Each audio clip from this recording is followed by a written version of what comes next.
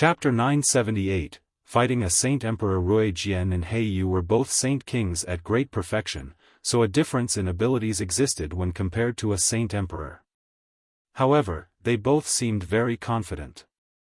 Their words shocked everyone present, regardless of the saint kings from ancient clans or the great elders of protector clans. They all looked toward Rui Jian and He Yu weirdly, as if they were looking at a pair of idiots. Although they were powerful, they were still limited to being saint kings. They did not have the abilities to resist before a saint emperor. A saint emperor was an expert at a completely different level of cultivation and not something saint kings could go up against. Not to mention, the Path Lord of Carnal Desires had reached saint emperor many years ago.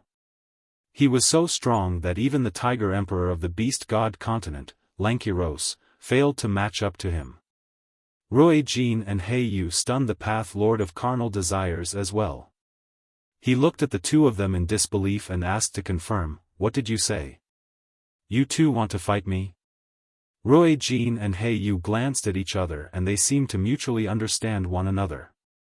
Immediately, two tremendous presences began to radiate from them, spreading mightily to a radius of several dozen kilometers. The great perfection of Saint King was a level of cultivation beyond the ninth heavenly layer.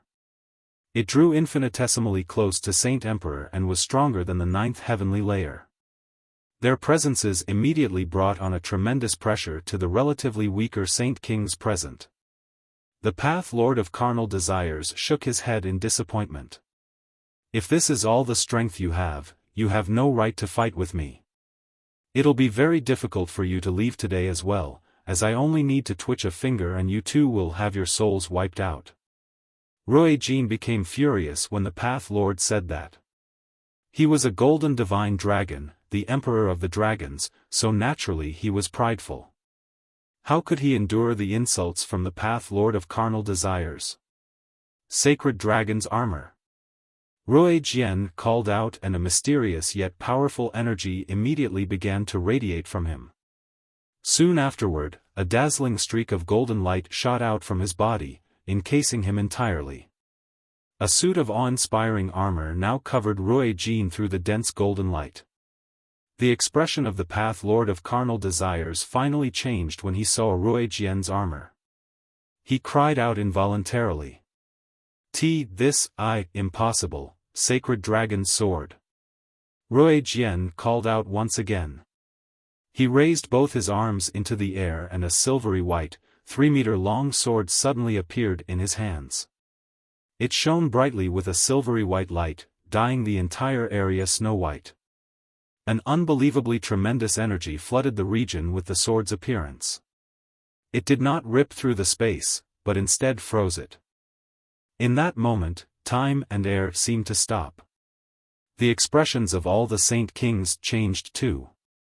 They all stared at the sword in shock, as they all shivered from the pressure it emitted.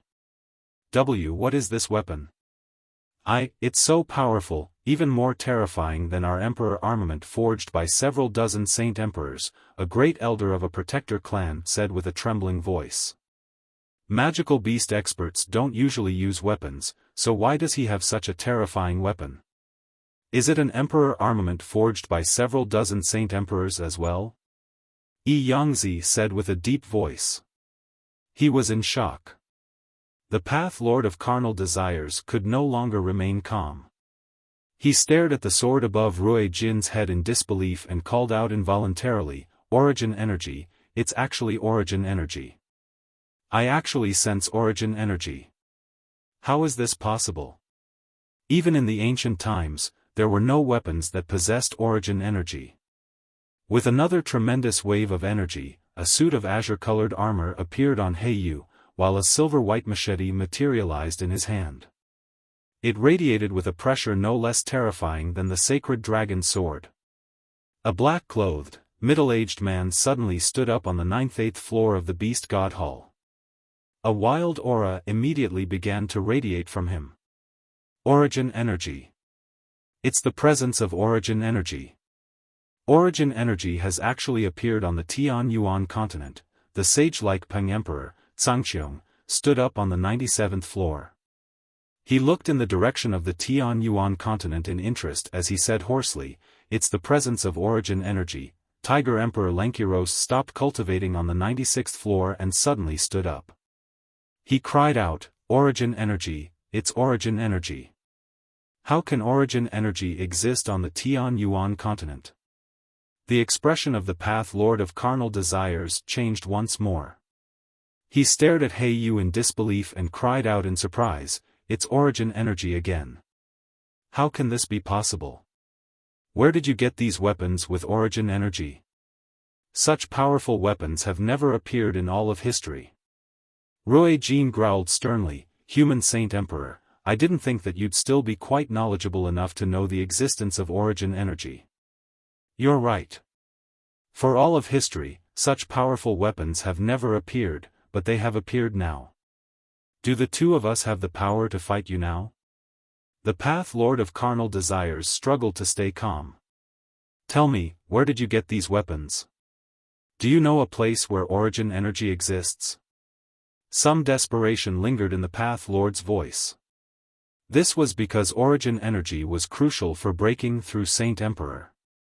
Origin energy had ceased to exist in the world long ago, which was why there had only been 4 people in total that had managed to surpass Saint Emperor.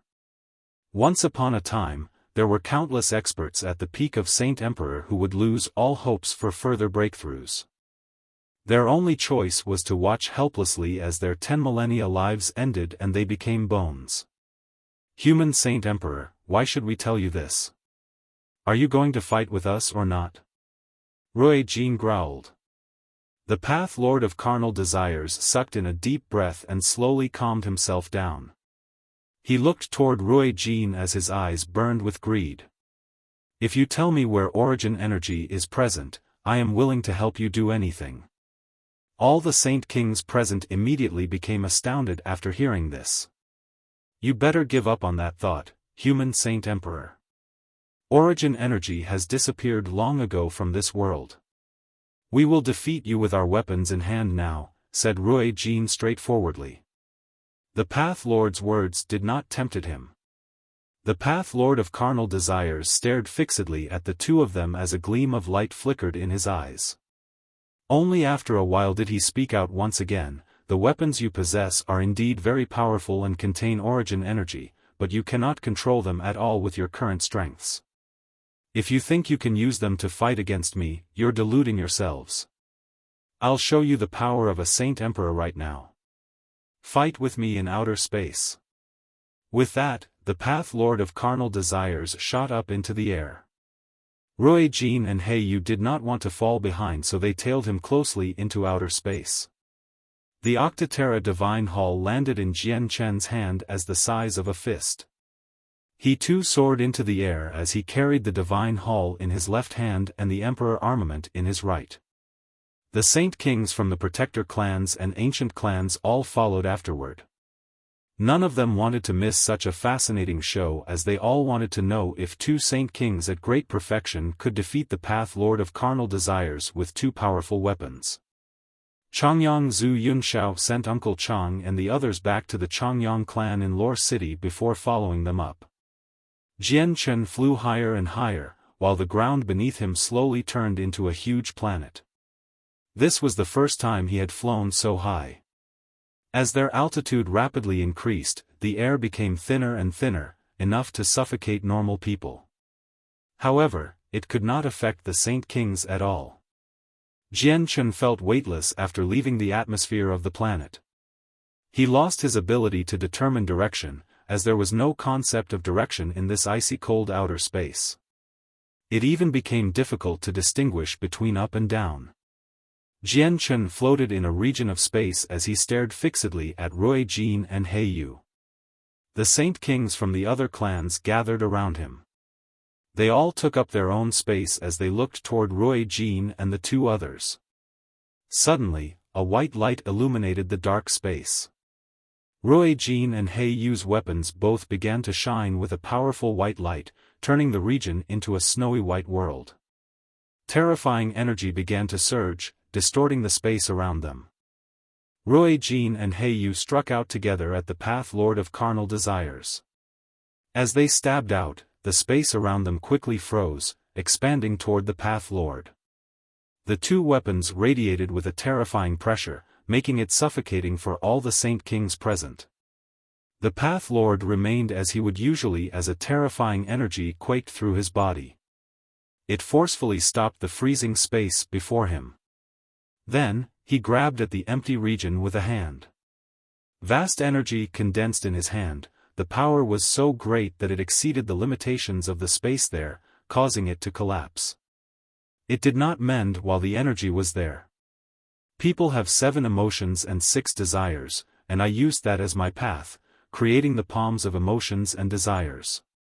There are 16 moves in total, divided into 7 moves of emotions and the 6 moves of desires. The fusion of the 7 emotions gives the palm of severance, while the fusion of the 6 desires gives the palm of desireless.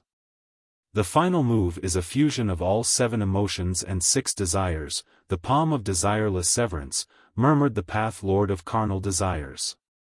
Afterward, he slowly pushed out with his hand and spat out, "This is the first palm strike, the palm of greed." The terrifying energy quickly shot toward Rui Jin and Heiyu, before striking their weapons in the end. An explosion occurred immediately. The Path Lord's palm strike was not purely an energy attack. An invisible intent viciously struck the souls of Rui Jin and Heiyu after the explosion, resulting in an immediate change in their expressions. Their clear gazes instantly became clouded.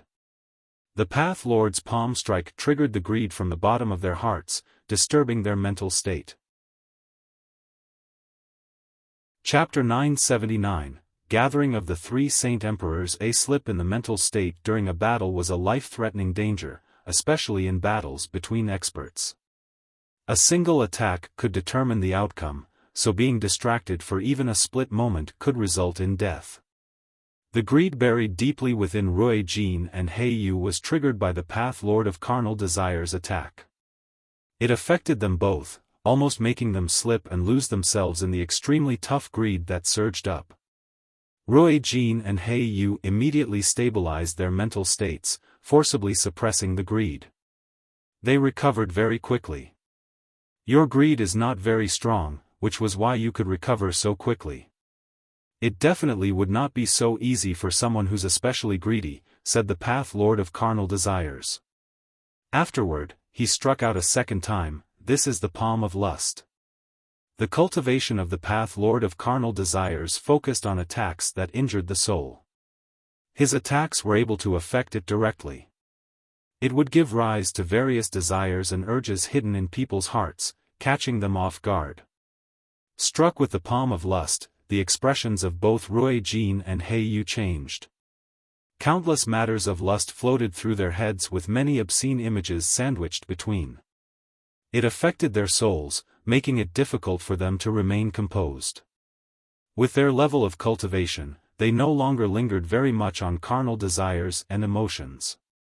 As such, they were not affected very much by the desires and emotions alone. However, the Path Lord of Carnal Desires could intensify it by countless times. Let alone Saint Kings at great perfection, even Saint Emperors could be affected. Human Saint Emperor, no wonder you're the Path Lord of Carnal Desires. You can control the 7 emotions and 6 desires of people. Attacks like these are rarely seen, even in the ancient times. Unless you can completely purify your mind and become emotionless as well as desireless, anyone that faces up against you will be affected. They'll all be drowned in emotions, Rui Jin growled. The Path Lord smiled evilly. You too indeed have the power to fight Saint Emperors with just your origin energy weapons and armor, one for attacking and one for defending. However, it's a pity. You can't even touch me before being defeated. Eat my 3rd palm strike, the palm of dread. As the Path Lord of Carnal Desires gently pushed out with his hand, the tremendous energy that gathered in his palm surged out like a flood toward Rui Jin and Heiyu. Human Saint Emperor, don't think that you're already victorious just because you can control the 7 emotions and 6 desires. Watch as we resist your attacks, called out Heiyu. A translucent pearl suddenly appeared above him, encasing his body with a glimmering light. At the same time, the exact same pearl appeared above Ruo Jin, encasing him with a similar light. Afterward, he stabbed out with his sword. The sacred dragon's sword and He Yu's machete collided with the Path Lord of Carnal Desire's attack, immediately producing a boom. The attacks were cancelled out, and when the soul attack from the palm strike approached Ruo Jin and He Yu, it was immediately blocked by the light from the pearl. This time, the Path Lord of Carnal Desires failed to affect them in any way. The Path Lord's expression changed slightly as he stared at the two of them in surprise.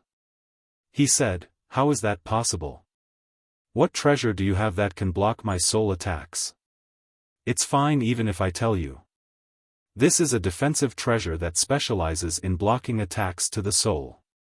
I'd like to see how you affect us with your palm strike now, human Saint Emperor." He Yu could not help but laugh out. Then, he charged toward the Path Lord as he swung his machete. The Path Lord's face became icy. He Yu's attack with the Origin Energy Machete was powerful enough to injure Saint Emperors, so he did not dare to ignore it at all. He immediately blocked and growled, "You two have quite a few treasures on you. You actually possess a treasure that can block my soul attacks as well, though I wonder how tough they are. Can they block my palm of severance from the fusion of the 7 emotions, my palm of desireless from the fusion of the 6 desires, and my final attack, the palm of desireless severance? Then try it. I'd like to see how your attacks break through our defensive treasures." This time, the speaker was Ruo Jin. He was confident. The Path Lord of Carnal Desires sneered, "The palm of desireless severance is the most powerful move among the 7 emotions and 6 desires, it far exceeds your imaginations. Back when I fought the Tiger Emperor from the Beast God continent, I did not even need to use the palm of desireless severance. Just the palm of severance was enough to heavily injure him. Just imagine the power of the palm of desireless severance then. Now, allow me to break through your defensive treasures with that." He was about to strike out as he spoke, but his eyes suddenly narrowed and he turned toward one side. 3 space gates ripped open at the same time in the direction that the Path Lord looked. 2 middle-aged men and a ruddy old man emerged. They were the 3 Saint Emperors of the Beast God continent. The pressure of Saint Emperors immediately began to radiate from them with their appearance, causing the expressions of the Saint Kings who watched from afar to change. They had only seen Lankiros before, but they naturally knew the identities of the other 2 Saint Emperors. The Path Lord of Carnal Desires gazed past the 3 of them and became rather stern. He said, "I didn't think that the 3 Saint Emperors of the Beast God continent would all come." Jian Chen's expression immediately changed when he heard they were the 3 Saint Emperors of the Beast God continent.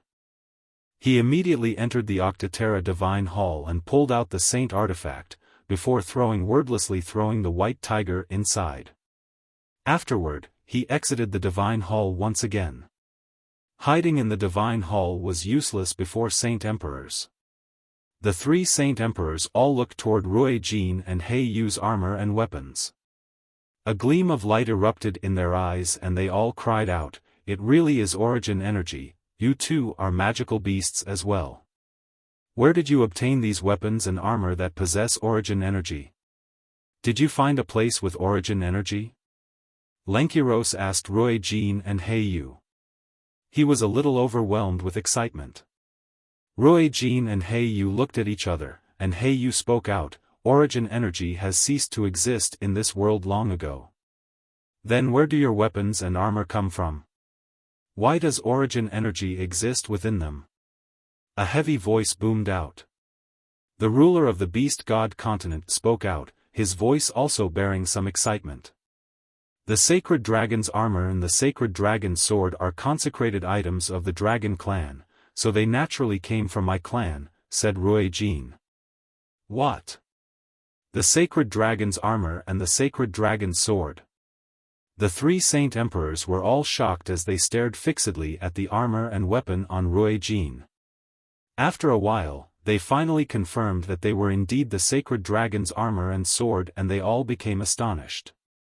It really is the sacred dragon's armor and sword from the ancient dragon clan. But didn't they disappear with the dragon clan? Why are they suddenly on you now? And the armor and sword were never this strong in the past, let alone possessing origin energy. Where did you obtain these two items? Kaiser growled as he stared fixedly at Rui Jin. Rui Jin became slightly angered and said coldly, I have no need to tell you this. Be careful with your tone, you have no right to speak to me like that. Presumptuous. Kaiser fell into a rage as tremendous killing intent radiated from him. The one who's presumptuous is you. Rui Jin bellowed, before producing a dragon roar. In the blink of an eye, he became a 300-meter-long golden divine dragon, radiating with a tremendous aura of dragons. My species are the kings of the dragon clan. Do you not know the rules of the dragon clan for being impolite toward me as an impure-blooded mutated earthworm? The hierarchy of the dragon clan was very strict, as they placed a lot of attention on bloodlines. The golden divine dragons were publicly acknowledged as the kings of the clan. They needed to be treated courteously and listened to by all members of the clan, regardless of age or strength. As a king, Rui Jin was naturally prideful. Especially to people of the same clan, his status stood out even more. His prestige as a dragon king would not wane before a saint emperor, let alone a mutated earthworm with an impure bloodline. Rui Jin revealed his true form, shocking everyone present except for Jian Chen and the 3 saint emperors from the beast god continent. No one had thought that a member of the dragon clan would still exist, let alone a golden divine dragon. The 3 saint emperors from the beast god continent remained calm, as if they knew Rui Jin's original form long ago. A sneer formed on Kaiser's lips as he said, You must be the golden divine dragon that escaped from the space within the saint artifact at the Radiant Saint Master Union? Correct, you are indeed a king of the dragon clan, but it is no longer the ancient times. The dragon clan no longer exists, so its rules no longer applies. Rui Jin's expression immediately became extremely ugly when he heard that. At this moment, Kaiser's face suddenly changed and he called out, the winged tiger god. This is the presence of the winged tiger god. I actually sense a sliver of the winged tiger god's presence. It's nearby. Kaiser sniffed and followed the remaining smell in the air. His eyes locked onto Jian Chen and glare at him. Kaiser growled, the presence of the winged tiger god is on you. Is it with you? Lankiros also looked toward Jian Chen. He had seen an image of Jian Chen before, so he recognized him immediately. He cried out, he's Jian Chen. I didn't think he had already returned from the sea realm. Jian Chen, hand over the winged tiger god. Kaiser's face darkened. He took a single step and arrived before Jian Chen instantly. Chapter 980, Clash of the Powerful, Jian Chen, hand over the winged tiger god. Kaiser's face darkened. He took a single step and arrived before Jian Chen instantly. Jian Chen, you avoided our pursuit by hiding in the sea realm all those years ago. I'd like to see where you run now that you're on the Tian Yuan continent. Lankiros also stepped out and arrived before Jian Chen. He glared at Jian Chen as he radiated with a powerful aura. He was like a huge mountain that stood before Jian Chen, making Jian Chen feel like his body was sinking. Jian Chen immediately began to circulate his chaotic force, pushing the chaotic body to the utmost limit to resist Lankiro's pressure. A gleam of light immediately flickered through Lankiro's eyes when he saw how Jian Chen was able to resist his pressure without even flinching. He said coldly, your strength is much greater than rumored, but killing you is still as easy as cake. Jian Chen, hand over the winged tiger god and I'll spare your life. If you don't, there can only be death. I'd like to see who'll harm him. Rui Jin arrived before Jian Chen with a flash after returning to his human form. He glared at Lankiros and Kaiser as he wielded the sacred dragon sword. Yu had also arrived beside Rui Jin. He faced the two Saint Emperors without showing any weakness.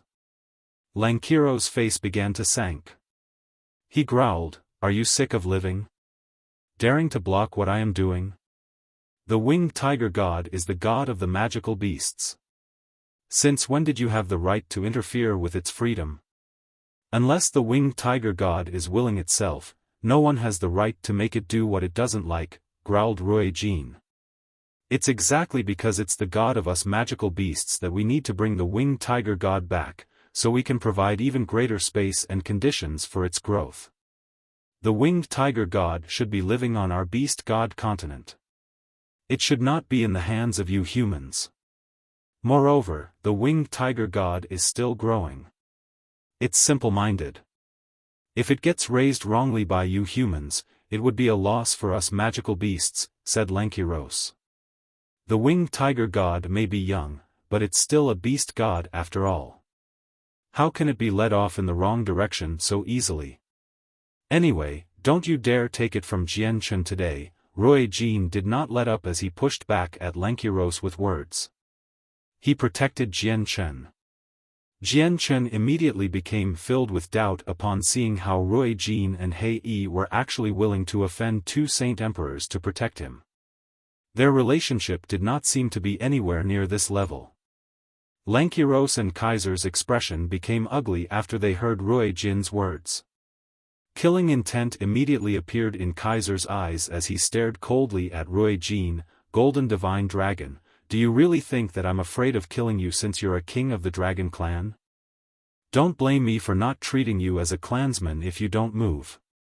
Rui Jin immediately became furious when he was threatened by a mutant earthworm.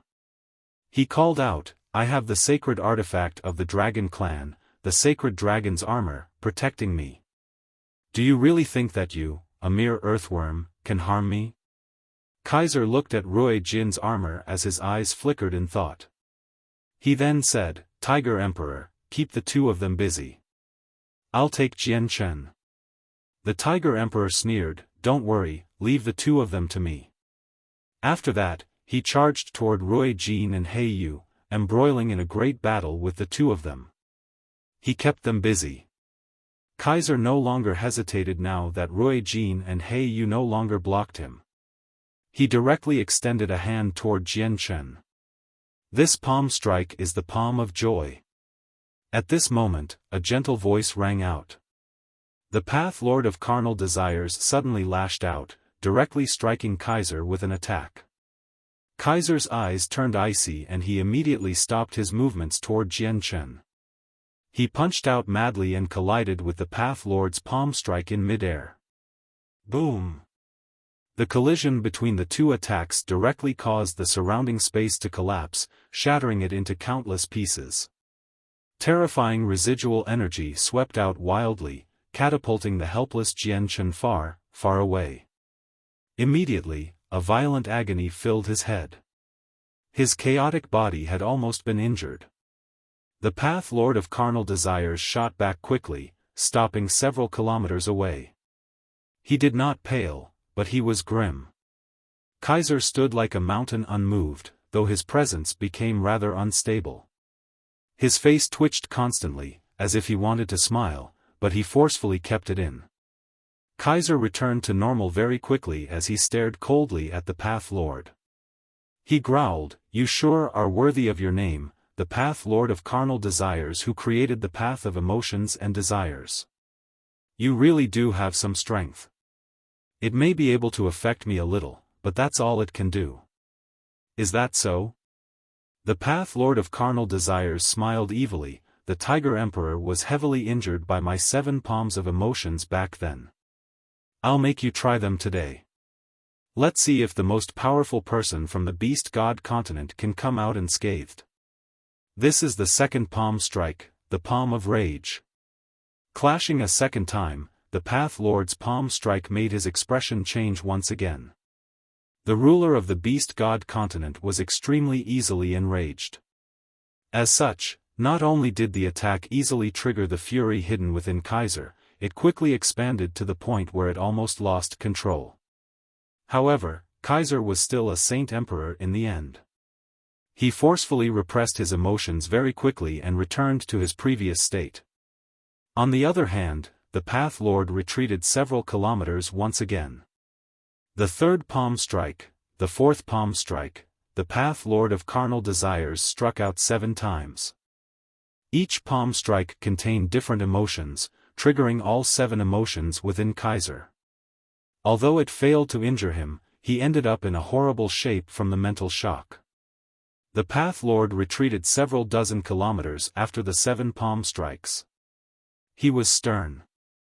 "Path Lord, I have already experienced your 7 palms of emotions. However, I wonder if you can endure a few punches from me?"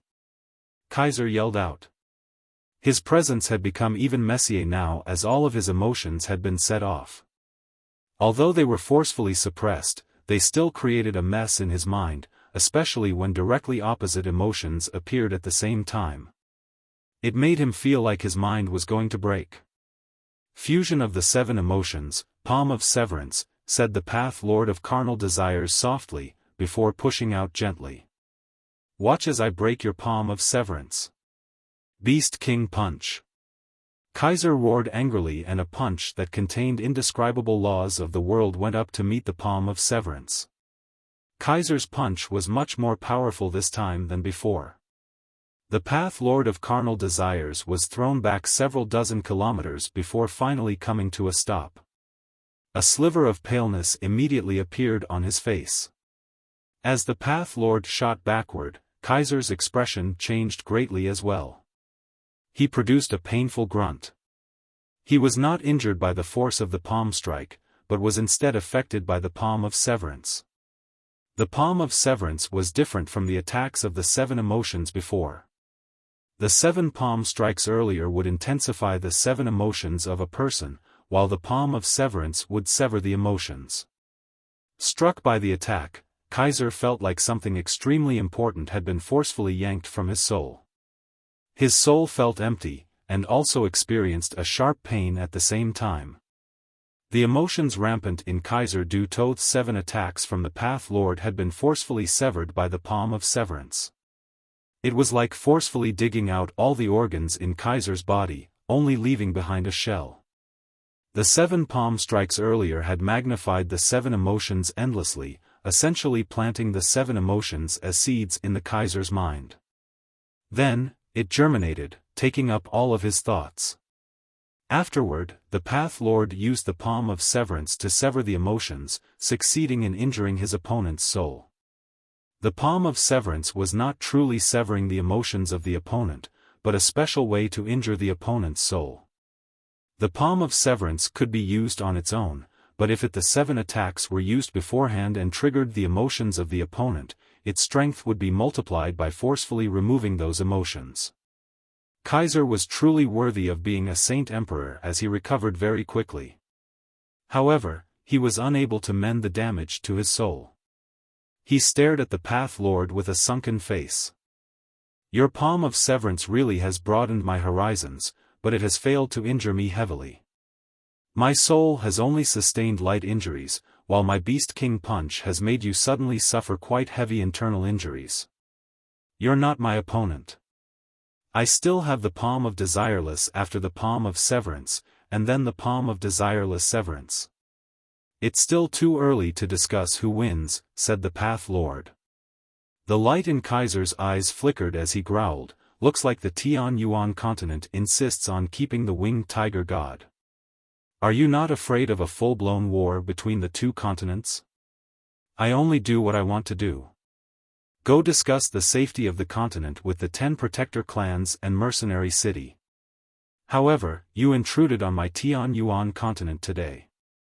I don't really care about the safety of the continent, but I am still a human Saint Emperor. How can I just watch you foreigners act as you wish on the territory of humans?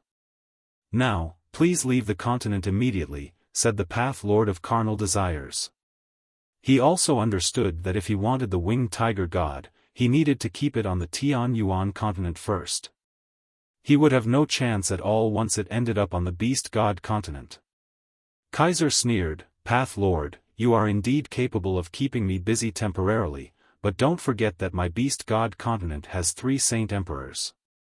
Kaiser then looked toward Sangxiong and said, Peng Emperor, keep the human saint emperor busy. I'll go rescue the winged tiger god. It cannot remain in the hands of the humans no matter what.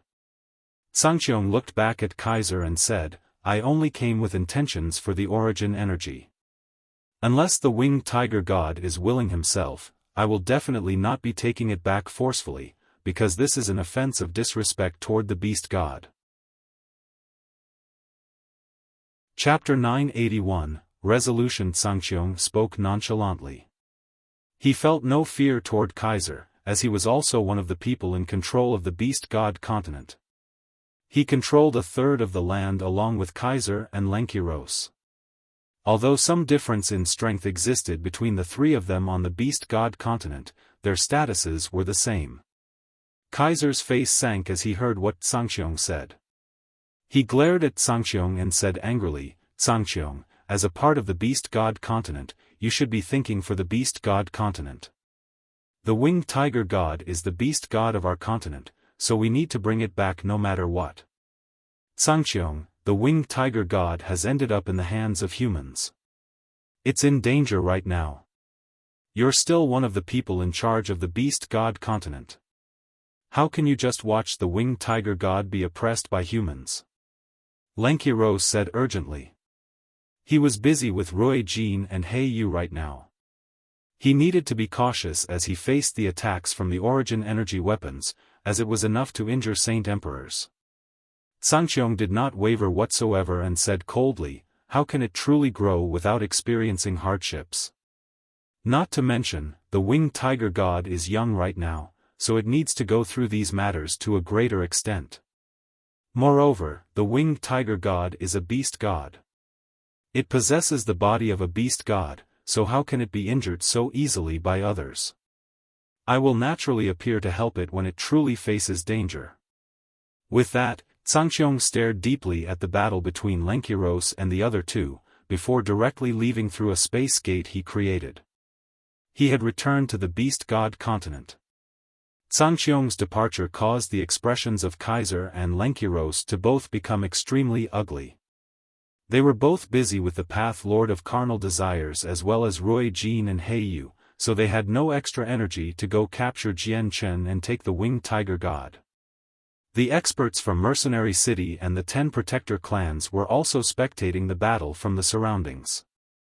The experts from the Tian Yuan continent immediately sighed a breath of relief with the departure of a Saint Emperor from the Beast God continent. With one less Saint Emperor, it was much less pressure.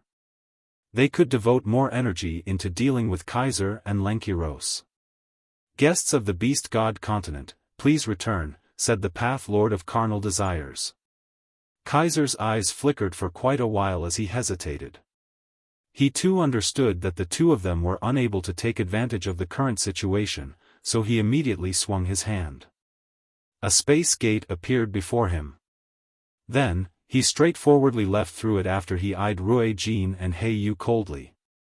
With Kaiser's departure, Lenkiros stopped his fight with Rui Jin and He Yu as well. He immediately backpedaled, gazing at Jian Chen and the weapons and armor on Rui Jin and He Yu for a while. He said coldly, I'll let you off for today. Next time, you won't be so lucky. Lenkiros also ripped open a space gate and left through it after throwing this threat down. The region of space immediately fell into a temporary silence with the departure of the 3 Saint Emperors. The 3 Saint Emperors had stayed here for less than 10 minutes from arrival till departure. However, everything that had occurred in that short amount of time was enough for people to think about for quite some time. The battle between the Path Lord of Carnal Desires and Kaiser was particularly sensational, shocking everyone present. The strength of the Path Lord's 7 emotions and 6 desires attacks had exceeded everyone's imaginations. Rui Jin and He Yu stowed their weapons away, but remained clad in the origin energy armor. They would rely on the armor to withstand attacks from Saint Emperors. Human Saint Emperor, our battle has yet to conclude, Rui Jin said as he looked at the Path Lord of Carnal Desires. The pearl that could block soul attacks remained floating above them, encasing the two of them with a glimmering light. The Path Lord of Carnal Desires looked at the pearl for a while as a sliver of sternness flashed through the depths of his eyes. He said hoarsely, "Which side do you belong to?" "We are independent." "We belong to no side," said Rui Jin. A hidden sliver of loneliness flickered through the depths of his eyes, but it disappeared very quickly. "If that's the case, there's no need for us to keep fighting." "You can go," said the Path Lord of Carnal Desires. He no longer had any interest in fighting the two of them, because his most powerful attack was not physical but his soul attacks he had created. Now that both Rui Jin and He Yu possessed protective treasures, the pearl for soul attacks and the armor of physical attacks, he could no longer do anything to them. Victory would be difficult to discern even if they kept fighting. Rui Jin and He Yu looked at each other and accepted this outcome. They did not force him to keep battling, also giving up on any intent to keep fighting. Afterward, they both arrived before Jian Chen, who seemed to be in a rather horrible shape. Rui Jin asked him, "Brother Jian Chen, are you fine?" The expressions of the people from the 10 protector clans changed slightly when they saw that Jian Chen actually knew Rui Jin and He Yu. An ill feeling had already begun to loom faintly over their hearts, while the people of the Changyang clan were all delighted. They had personally witnessed Rui Jin and He's strength. Although they were saint kings at great perfection, they were difficult to deal with even when for a saint emperor. Jian Chen smiled as he looked at the armored pair. He replied, "I'm fine. Thank you seniors for helping me. It's just a small matter." "There's no need to be so polite," He Yu waved a hand and said uncaringly. It seemed like he had done something not worth mentioning. He Yu's attitude warmed Jian Chen's heart.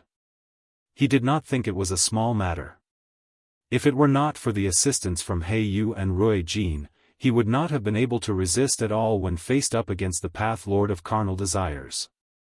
His Octaterra Divine Hall would have been destroyed and the White Tiger taken in the end. Even the Saint Artifact would not have been enough to protect him. It was extremely likely it would be broken into pieces by the Path Lord of Carnal Desires. Although the artifact spirit possessed the strength of a Saint Emperor inside the artifact space, it was still an auxiliary artifact in the end. It did not possess much battle prowess. Even if the artifact spirit possessed the power of a Saint Empire, it was probably the weakest kind. It was not the Path Lord of Carnal Desires' opponent. The Divine Hall's defenses were equivalent to the Saint Artifact. All it could do was block attacks from Saint Kings, and would become damaged once it received attacks on the level of Saint Emperor or even break. The Path Lord of Carnal Desires tightly furrowed his brows when he saw how close Jian Chen was with Rui Jin and He Yu. The fact that Jian Chen was a member of a protector clan did not scare him. It was Rui Jin and He Yu that pained him greatly. Crap, I didn't think Jian Chen would be so close with the two of them. What do I do now? And they seem to care very much about the Winged Tiger God. If they take part in protecting the Winged Tiger God, how do I take it from Jian Chen? The Path Lord of Carnal Desires thought as he stood still. He glanced toward the 10 protector clans from time to time as the light in his eyes flickered. The people from the protector clans all became uneasy. Light flickered in their eyes, as if they were hesitating something. Only the Changyang clan was ecstatic, to the point where their joy had reached an absolute limit. Meanwhile, the people from the Pure Heart Pavilion remained calm. To them, it was enough as long as the Winged Tiger God did not end up in the hands of the Beast God continent. They did not care at all which protector clan it ended up with. Rui Jin secretly glanced past the people from the protector clans and the Path Lord of Carnal Desires. He said to Jian Chen, "Do you have any unfinished business, brother Jian Chen?" Jian Chen immediately looked toward the great elders of the Yuan sect when he heard that, before finally shaking his head after hesitating slightly. Rui Jin and He Yu had already helped him enough. They had first saved his life on Dragon Island by helping him avoid the pursuit of the dragon souls, and then helped him retrieve the dragon saliva. Then, they had helped him stop the Path Lord and the Saint Emperors of the Beast God continent this time. He had owed them enough and did not want to deepen the debt. Since you've dealt with all your business, let's not stay in outer space anymore and return to the continent, said Rui Jin. Afterward, he grabbed Jian Chen's shoulder and flew toward the Tian Yuan continent. The 10 protector clans and the Path Lord of Carnal Desires hesitated slightly as they watched the 3 of them fly off. In the end, they did not stop them and dispersed instead. Although Jian Chen's name was not guaranteed to resound through the entire continent after what had happened this time, his strength had been witnessed by several ancestors of ancient clans and a few independent saint kings. Through them, Jian Chen's infamy and terror would definitely spread through all the ancient clans, making them all fear him. This battle had basically consolidated his power and status on the Tian Yuan continent. Jian Chen returned from outer space and directly arrived in the air above Flame City. He glanced coldly past the people of the Extinguishing Alliance as Rui Jin and He Yu hovered beside him. The Extinguishing Alliance was already in a state of high alert as over 20 saint rulers floated in the air as they gazed toward outer space. Their expressions immediately warped and they saw Jian Chen return unharmed. Chapter 982, Retaking Flame City. Why you're actually still alive. How is it possible for you to return alive after the 10 protector clans have personally descended? You're still not dead. How is that possible? The expressions of the saint rulers of the Extinguishing Alliance all changed as they shouted out. They were dumbstruck by the fact that Jian Chen had returned safely, overwhelmed with disbelief. Although they did not personally witness the battle that had occurred far away, they still knew about the arrival of the protector clans. According to their understanding, Jian Chen should have died at the hands of the protector clans long ago. This made it completely impossible for him to return. They naturally thought that the protector clans had taken the winged tiger god from Jian Chen in outer space. They imagined that a great battle had erupted as they fought for the winged tiger god. They did not anticipate Jian Chen's safe return. Jian Chen could not help but sneer as he saw the shocked saint rulers. Looks like you all would have loved it if I had died, but I'm sorry to disappoint. Not only did I survive, I have returned fine. Even the 10 protector clans can't do anything to me. Impossible, this is impossible. The 10 protector clans are the most powerful organizations on the Tian Yuan continent. They're extremely tough, so how can they be helpless against you? Jian Chen, did you form some agreement with them? Growled a saint ruler. His expression was extremely ugly. Jian Chen sneered, you still don't have the right to know about that. Now, it's time for you to pay the price for the idiotic actions you did all those years ago. My flame mercenaries will be retaking Flame City today and no one can stop me. Even the protector clans can't stop me. Jian Chen spoke extremely loudly, causing his voice to echo through the surroundings. Everyone in the city heard his words clearly. Immediately, the Extinguishing Alliance began to panic. Fear overwhelmed many people. The people who were originally part of the Flame Mercenaries and had defected to the Extinguishing Alliance began to regret. If they knew that Captain Jian Chen would return so powerfully, they would not have changed sides in the very beginning. The saint rulers of the Alliance all became sheet white. They had lost all heart to resist after witnessing Jian Chen's strength. Even the 5th heavenly layer Saint King, Baifei, had been slain by him easily. With this being the case, how could they resist with their current strength?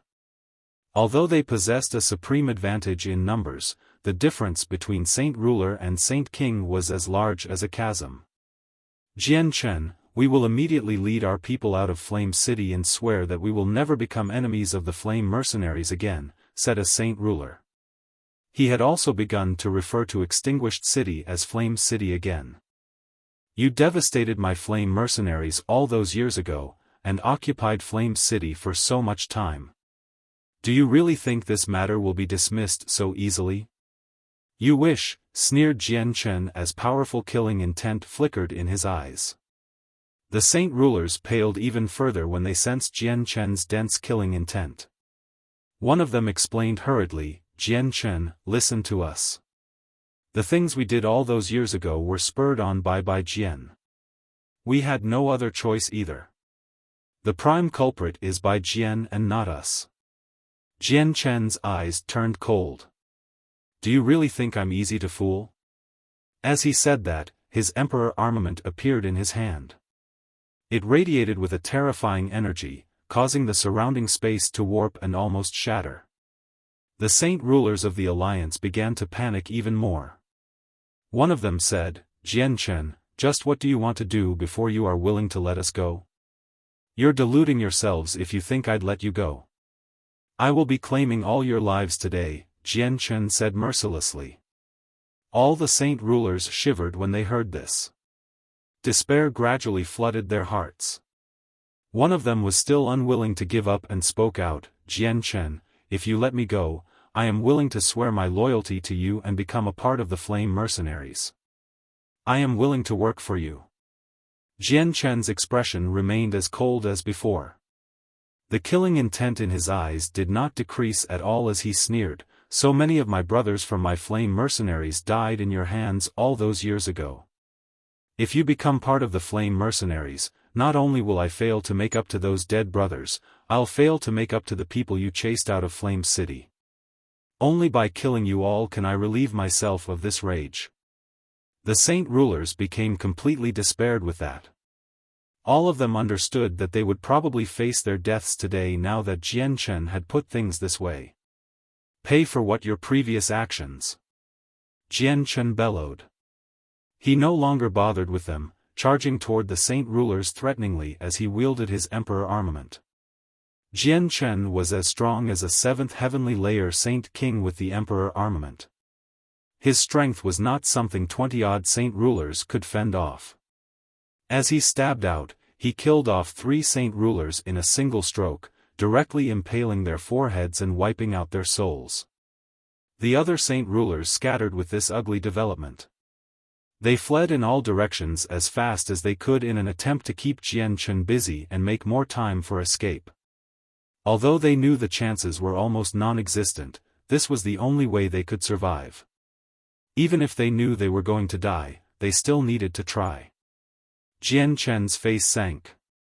Although he had the strength of a saint king, his comprehension of the mysteries of the world was just too limited. It was only at the level of a 7th heavenly layer saint ruler, so he was unable to rip open a space gate and travel a large distance. It would be very difficult for him to catch the saint rulers after they had fled into the distance. Jian Chen looked back at Rui Jin and He Yu and asked, "Senior Rui Jin, please seal this region and stop them from running away." Jian Chen needed to kill the saint rulers of the Extinguishing Alliance. Only with that could he avenge the Flame Mercenaries. He was unwilling to leave any one of them alive. Rui Jin nodded and pointed at the empty air. The energy of the world immediately began to ripple violently, forming a transparent barrier that encased a radius of 5 kilometers. It trapped all the saint rulers inside. The saint rulers immediately became frantic as they saw how they were trapped inside. They attacked the barrier as if their lives depended on it, wishing to break through and escape. However, a barrier personally cast by Rui Jin was nowhere close to something that they could break. It did not even tremble when their most powerful attack struck it. "I'd like to see where you run off to now." Killing intent surged from Jian Chen. He collected their lives one by one with the emperor armament. Although some of them resisted, it was pathetic and of no use whatsoever. In the blink of an eye, the saint rulers were all killed by Jian Chen. The barrier around the area disappeared and the saint ruler corpses all fell out of the air and landed on the ground heavily. Many people from the alliance witnessed this scene where over 20 saint rulers were slain. They all became stunned and despair flooded their gazes. Jian Chen's fury finally let up slightly after killing the saint rulers. He looked toward the millions of people in the city. After a slight deliberation, he did not attack them in the end. With the growth of his strength, Jian Chen's outlook and mental state had also improved. With his current status, he had no need to be petty with the ant-like people before him. There were several million people in the city. If he killed all of them, he would have committed a massacre and suffered the punishment of celestial decay. Existences at Saint Ruler and beyond could not kill ordinary people casually. It was fine if they only killed a few, but if they took the lives of too many, they would suffer celestial decay. The existence of celestial decay restrained Saint Rulers and beyond, protecting weaker groups. However, the slaughter of Saint Rulers and anything greater could not incite celestial decay. People of the Extinguishing Alliance, leave the city immediately if you want to live, called out Jian Chen from the air. The flames of hope immediately reignited among the despaired eyes of the people when they heard this declaration. They were overwhelmed with emotion. Without any hesitation, they tidied their belongings and dragged their families out of Flame City. Two figures descended from the sky.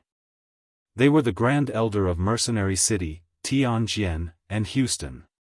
The two of them watched on with smiles as the people of the Extinguishing Alliance left the city. Looks like we were just over-worrying. Jian Chen has not become blinded by hatred and did not start a massacre in the city, Houston said in relief. Sigh, Jian Chen is still too young after all. Possessing such great strength at such a young age, he'll take the wrong path as soon as he loses control. That will become a misfortune of the continent. But looks like we were indeed over-worrying with everything that has happened so far. Jian Chen may be young and may get involved with conflicts as he does things, but he should be fine on the whole, sighed Tianjian. His strength has grown to an unbelievable level in just a few short years. He's also obtained an emperor armament and a divine hall. He must have been involved in a lot of bloodshed in those years. Once he deals with his matters, I'll get him to settle down in Longevity Valley for 10 years and get him to properly calm down. It'll be helpful to him, said Houston. Another few people descended from the sky. The great elders of the Protector Changyang clan had arrived as a group, floating nearby as they watched Flame City quietly. Sigh, he still wants to take back the city and develop his own organization. Is this supposed to be a good thing? Changyang Zhu Xiao sighed deeply. He was filled with helplessness. The Protector Changyang clan could no longer control Jian Chen. Since Jian Chen wanted to take back Flame City and break the rules between the Protector clans, all they could do was stand to one side obediently. They did not dare to get in the way. Changyang Qingyun stared at Jian Chen from afar as light flickered in his eyes. He is a member of our Changyang clan no matter what. This is an unchangeable fact.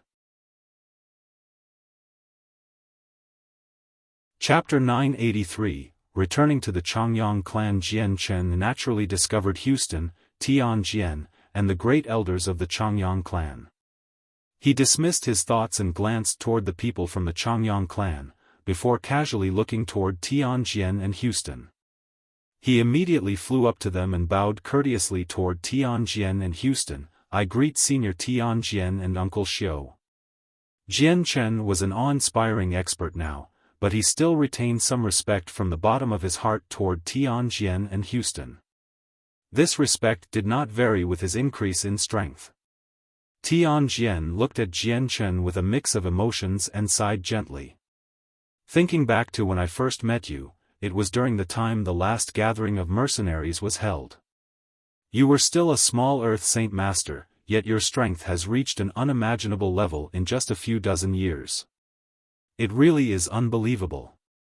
Tianjian became emotional as melancholy filled his face. He seemed to be thinking back to when he first saw Jian Chen. Jian Chen immediately became absent-minded when he heard this, as if he too was thinking back to everything that had happened then. Houston looked at Jian Chen happily and said with his old voice, Jian Chen, you really haven't made me disappointed. It was just a mere sentence, but it conveyed Houston's happiness and approval toward Jian Chen. Jian Chen conversed with Houston some more, before Tianjian spoke out. Jian Chen, the great elders of the Protector Changyang clan are right on the other side. They're still members of the extended Changyang family, so you should still go meet them. Jian Chen turned around and stared at the great elders when he heard that. The light in his eyes flickered uneasily, but he did not go over in the end after some hesitation. Jian Chen, you've only just returned from the Sea Realm, so there are quite a few things waiting for you. Go do what you need to do. After you're done, come to Longevity Valley. I have some things I want to ask you, said Uncle Xiao. He was filled with suspicion toward Jian Chen's divine hall, but chose not to mention the matter at this very moment. Yes, Uncle Xiao. Jian Chen replied. Afterward, Houston left through a space gate, returning to Longevity Valley with a hoe on his shoulder to continue his plowing. Jian Chen, Ming Dong and Tai Ta are cultivating in my mercenary city. Tai Ta's identity is rather sensitive, so come visit Mercenary City when you have the time, said Tian Jian. Jian Chen could not help but think of his parents' bodies that he had left at Mercenary City as soon as he heard the city's name mentioned. His iron heart immediately began to ache slightly. Senior Tian Jian, I will head over immediately to Mercenary City after I deal with the matters at hand, Jian Chen declared.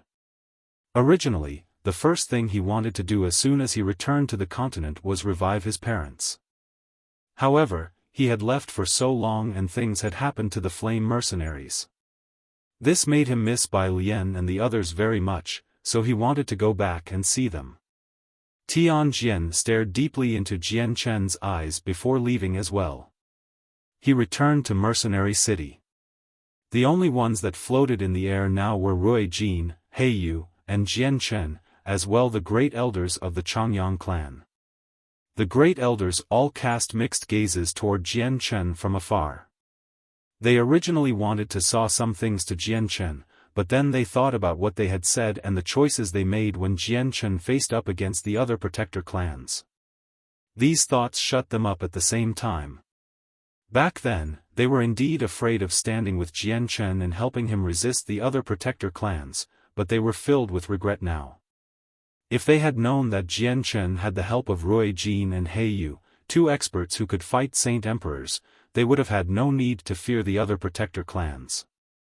Jian Chen arrived before Rui Jin and He Yu, thanking them one more time. Afterward, he said, Senior Rui Jin, can you create a space gate that directly leads to the Jessen Kingdom? Rui Jin naturally would not have agreed before because of his status as a Dragon King, but it was different now. He agreed without any hesitation, personally ripping open a region of space to form a space gate. Jian Chen left through the space gate and directly arrived outside Lore City, while Rui Jin and He Yu also followed along. They tailed Jian Chen into the city. The great elders watched Jian Chen leave but none of them said anything. They all knew that Jian Chen did not want to admit himself as a member of the protector Changyang clan. A long while later, Changyang Zhu Xiao sighed deeply and said, kicking out Changyang Zhu Yunkong all those years ago was a wrong decision. By the look of things, we seem to have made a wrong decision yet again just now. The great elders all stood silently. Changyang Qingyun only spoke out after a while, let's go to the Changyang clan of Lore City. Jian Chen's return to the clan resulted in utter joy throughout the entire place. All the elderly and important members came out to welcome him. To no surprise, the people who lead them was Changyang Zhu Yeyun and Changyang Zhu Yunkong. Changyang Zhu Yeyun was deeply grateful toward Jian Chen, so as soon as she met him, she did not try acting superior due to her seniority at all. She grabbed his hands enthusiastically, constantly thanking him. She understood that if it were not for Jian Chen, she probably would not have been able to see her son ever again. Jian Chen learned the woman's identity from Changyang Zhu Yunkong. She was actually his great-grandfather's mother. He was immediately shocked and bowed toward the woman. Jian Chen did not have any good impressions of the protector clan, but she was still the mother of his great-grandfather. My great-grandson has finally returned. The most outstanding member of my Bai family has finally returned safely, Bai Hai smiled from afar as he watched on. Tears of joy actually ran down his face. Jian Chen's first aunt Ling Long and his second aunt Yu Fengyan also watched on with smiles. They had already began viewing Jian Chen as their own son long ago. Only the third aunt, Bai Yushuang, had mixed emotions as thick envy flooded her eyes. When she saw Jian Chen, she could not help but think of her own son. Jian Chen was now an expert who stood on the apex of the continent and had done great deeds on the continent. Meanwhile, her own son always seemed to be running about without any strength or success. He was now a person in his 30s, yet he had just become a great Saint Master. He had not even reached Earth Saint Master yet.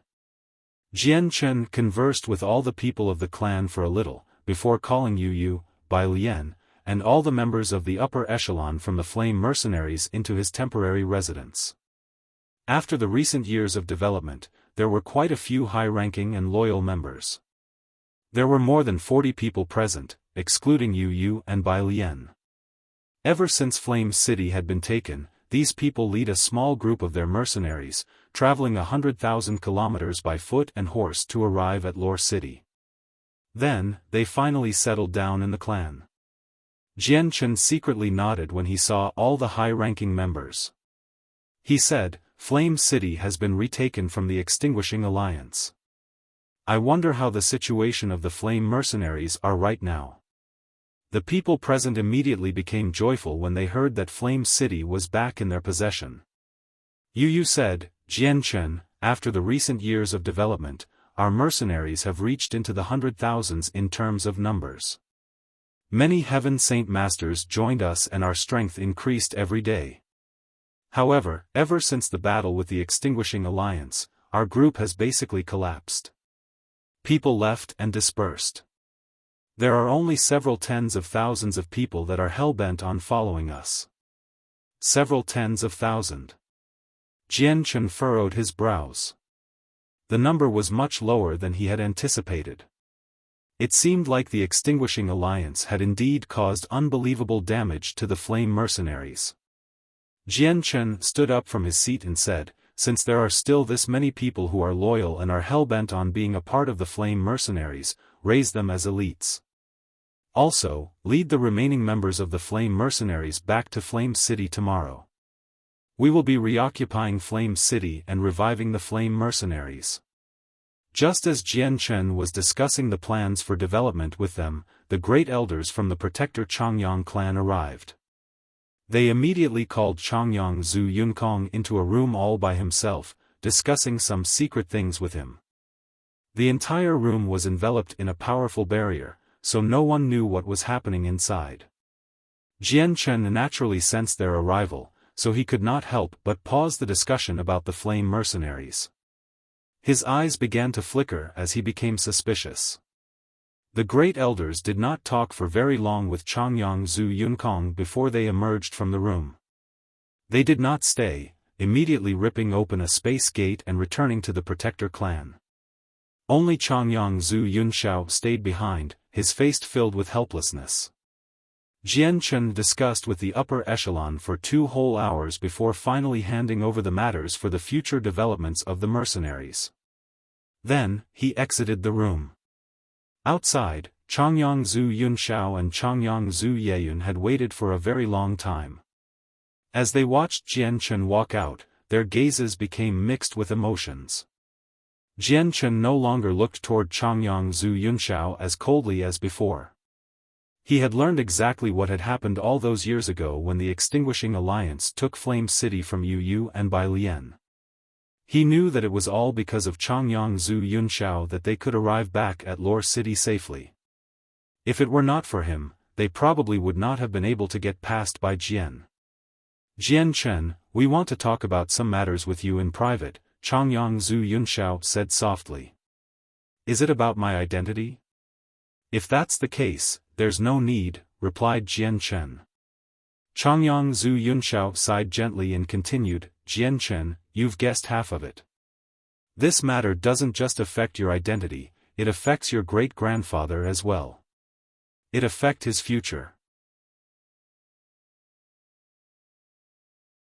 Chapter 984, tip of the iceberg. Jian Chen's gaze immediately froze when he heard that it would relate to his great-grandfather Changyang Zhu Yunkong's future. He could disregard the Protector clan, but in no way could he just ignore his great-grandfather. Only Jian Chen understood just how much agony his great-grandfather had suffered in the past years. He had essentially lived a life where he would much rather be dead back on Three Saint Island. Jian Chen followed the couple into a room and Changyang Zhu Yunxiao personally cast down a barrier. Jian Chen's heart immediately shivered when he saw how cautious Changyang Zhu Yunxiao was acting. He now understood that what they were about was going to be quite significant. With the barrier set down, Changyang Zhu Yunxiao and Changyang Zhu Yeyun crossed their legs and sat down before Jian Chen. The two of them looked at Jian Chen with extremely mixed gazes. This was the first time they had ever needed to treat a junior as an equal despite their statuses.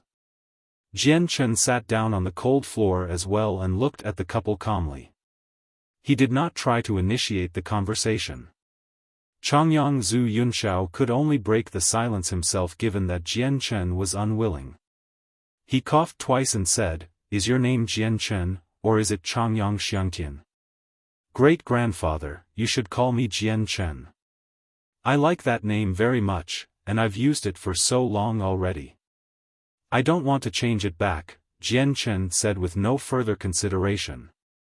Changyang Zhu Yunxiao was Changyang Zhu Yunkong's father, so he was Jian Chen's senior by countless generations. As they were all his senior, Jian Chen just referred to them as great-grandfather or great-grandmother. Changyang Zhu Yunxiao sucked in a deep breath and said helplessly, "All right, then I'll call you Jian Chen." He paused slightly there, before continuing, "Jian Chen, the reason why I've asked to talk to you this time is actually in regards to your great-grandfather Changyang Zhu Yunkong. You should know about the seal in his head, right?" Jian Chen nodded his head but said nothing. He waited for Changyang Zhu Yunxiao to continue. A sliver of pain appeared on Changyang Zhu Yunxiao's face as he said, "Back then, Yunkong was expelled from our clan as he had committed a grave mistake, and a seal was implanted into his head, preventing him from reaching Saint Ruler for the rest of his life as a punishment.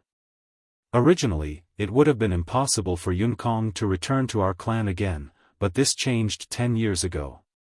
Due to some reasons, the great elders of our clan removed Yunkong's punishment together and allowed him back into the clan. He has become a member of the Protector clan again." Changyang Zhu Yunxiao paused once again as he stared deeply into Jian Chen's eyes.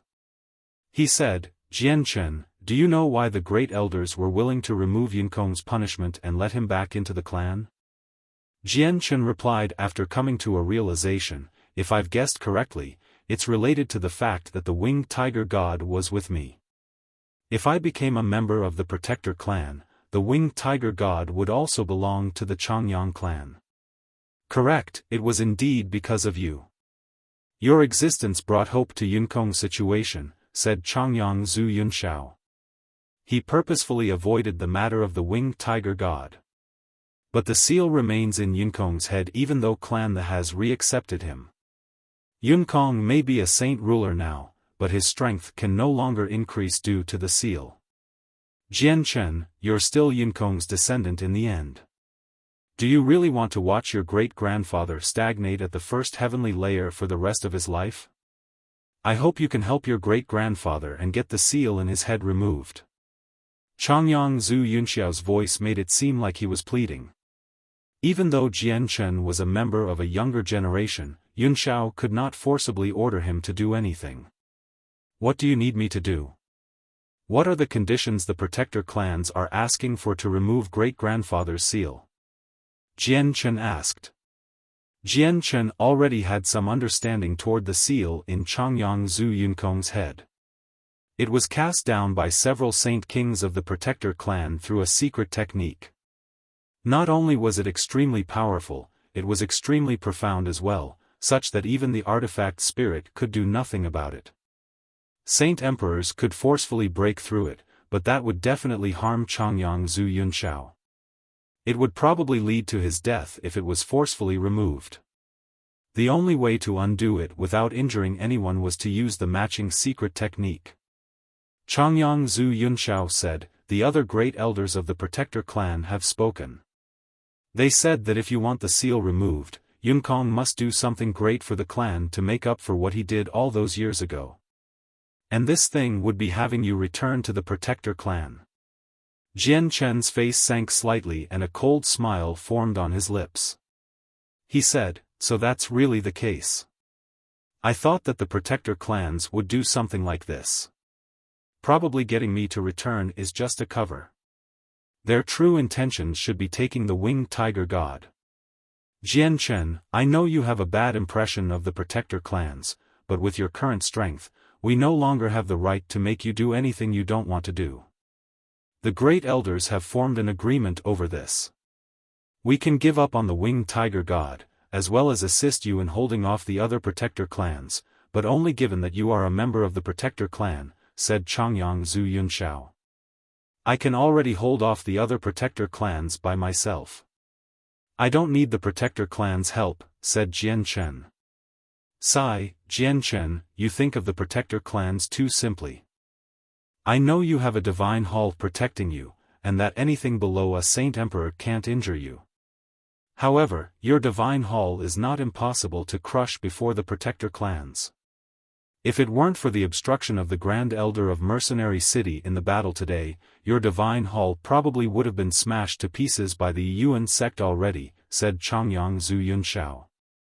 Jian Chen began to recollect as he heard that. He could not help but think back to when the great elders of the Yuan sect mentioned the Emperor armament. However, before he could ask about it, Changyang Zhu Yunshao had already begun to explain. Every clan of the 10 Protector clans has a single Emperor armament. These Emperor armaments have an extremely lengthy history. They have existed since the 10 clans were established, all the way until now.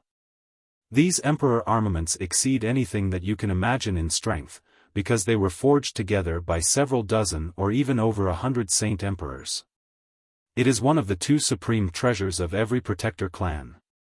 We, the Protector clans, have an extremely lengthy history on the Tian Yuan continent. There always used to be a Saint Emperor appearing in virtually every generation. In our most glorious times, the Changyang clan had a total of 8 Saint Emperors at the same time. We possessed supreme power. However, after some changes to the world due to some unknown reasons, it became harder and harder to break through for everyone. Not only was the Tian Yuan continent affected, even the Beast God continent and the Wasteland continent inhabited by the 100 races were affected.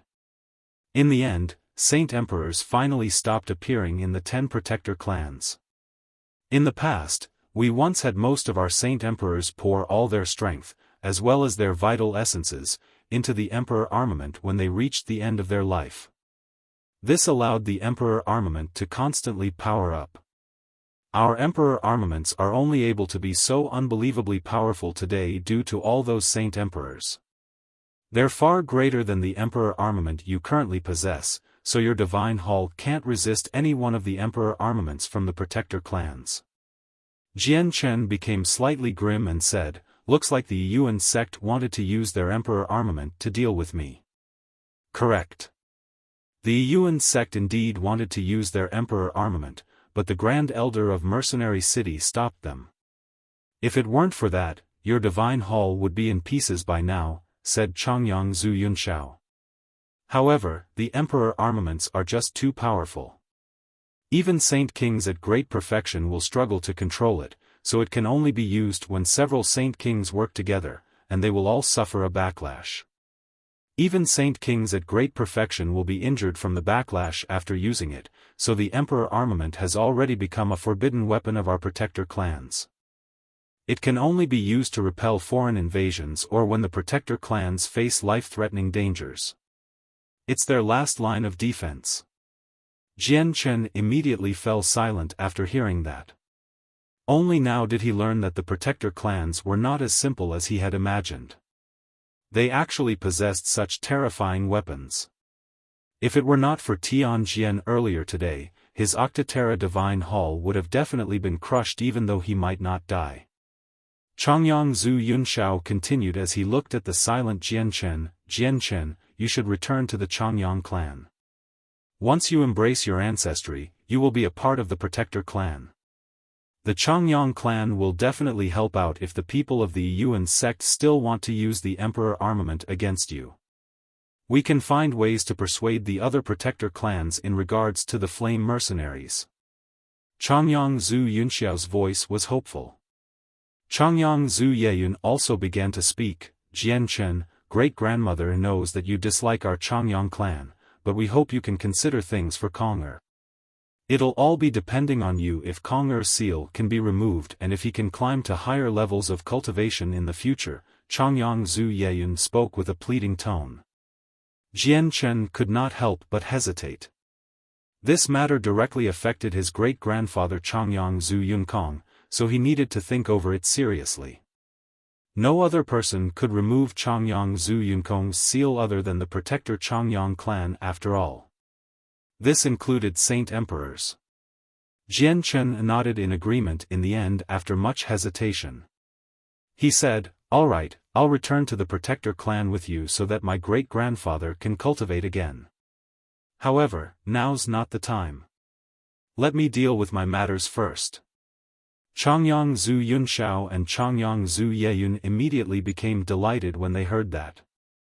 They became emotional. Jian Chen and the couple left the room after the discussion. They saw Ruo Jin and He Yu waiting outside as soon as they exited. Changyang Zhu Yunxiao's gaze underwent some changes as soon as he saw the two of them. It was replaced by some respect toward the powerful.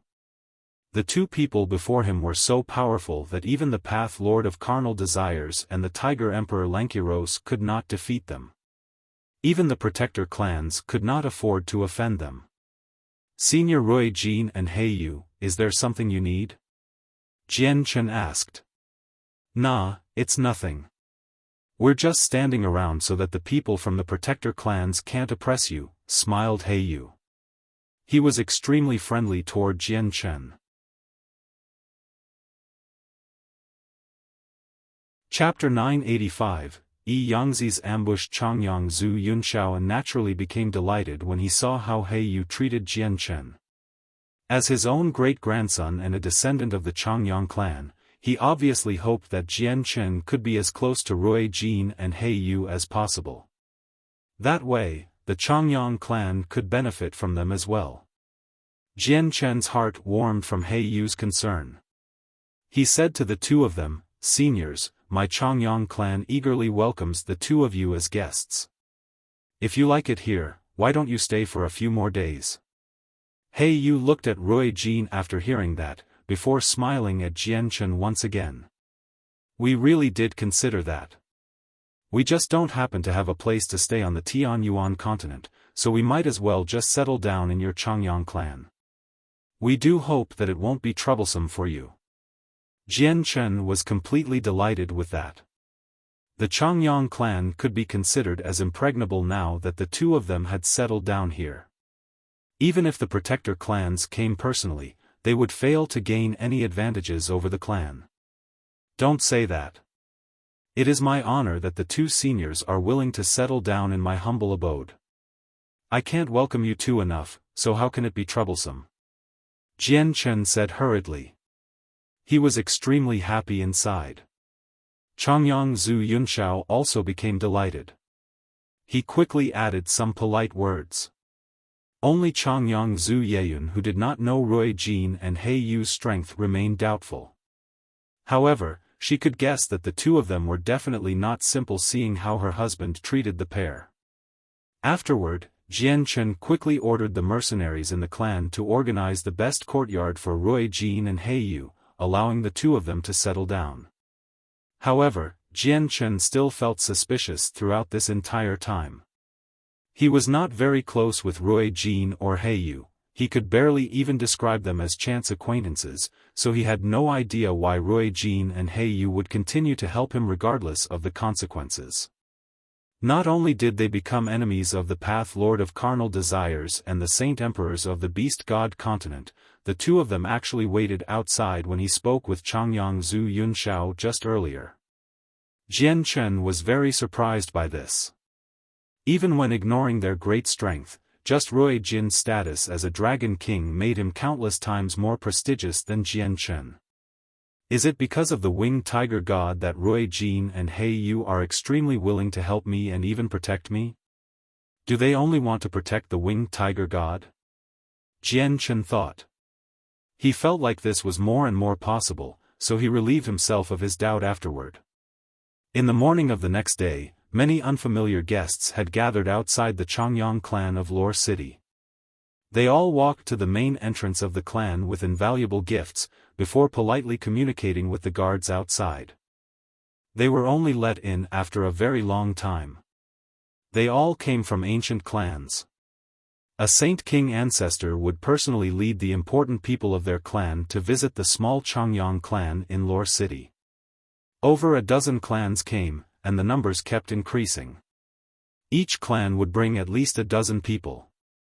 Their arrival immediately made the Changyang clan lively, alarming all the members of the upper echelon of the Changyang clan.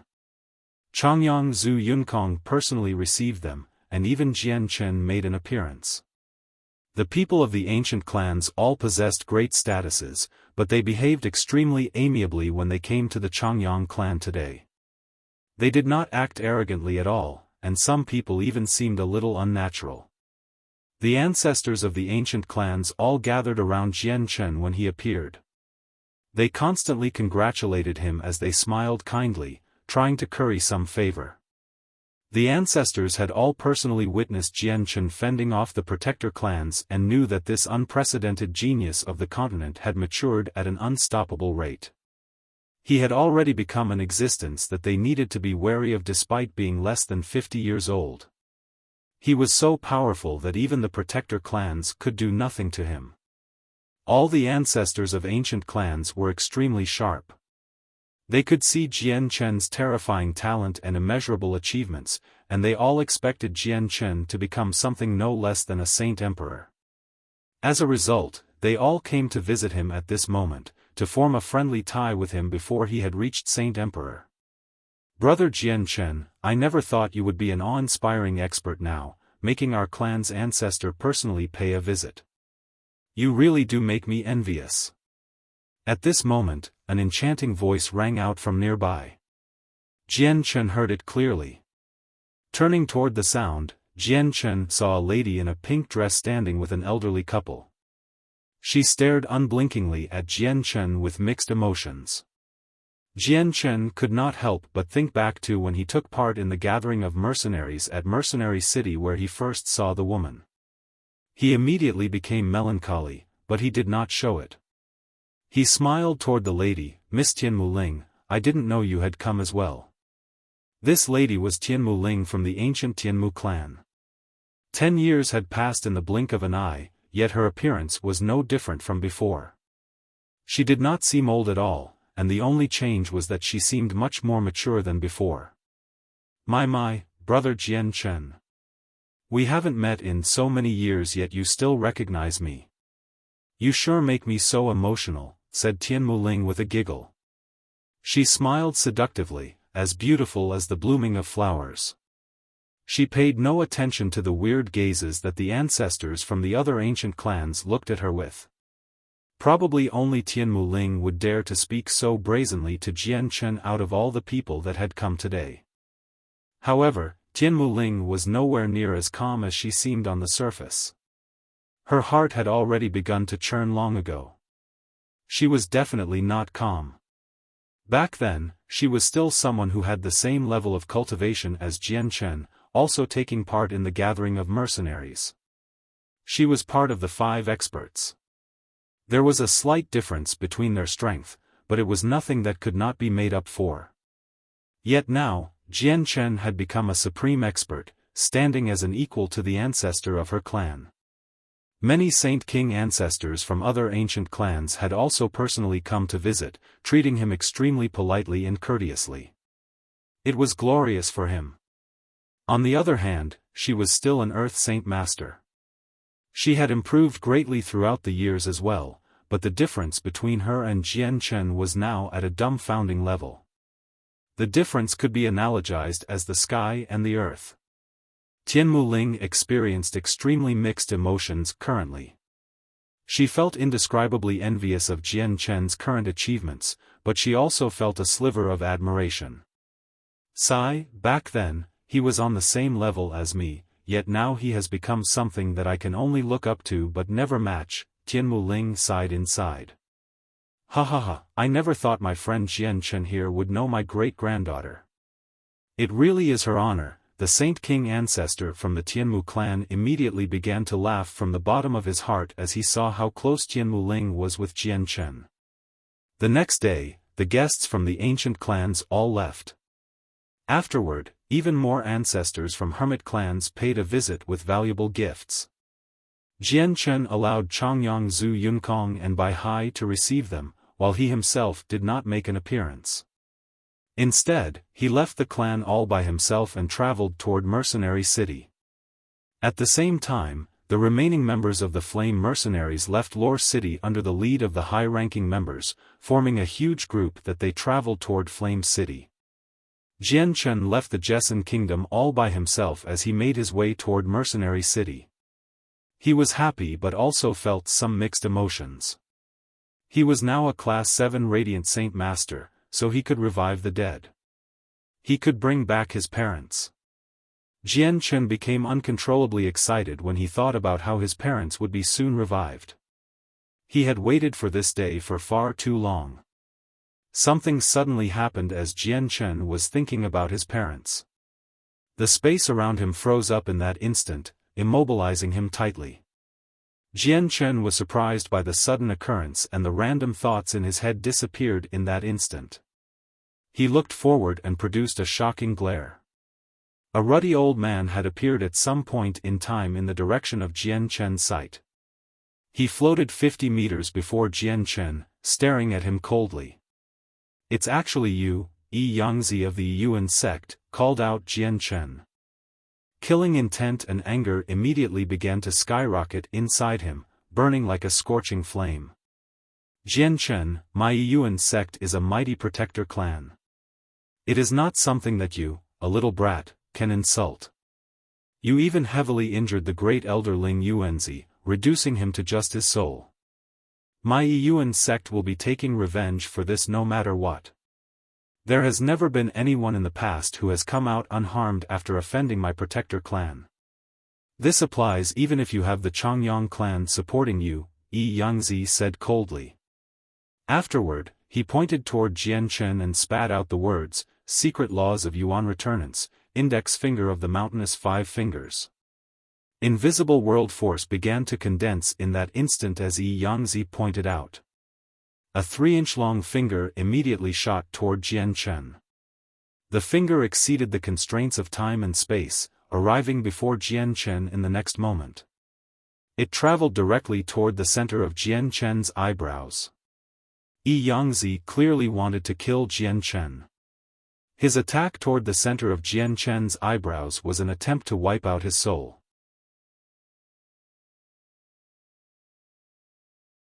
Chapter 986, Rui Jin's assistant Yangzi was extremely powerful.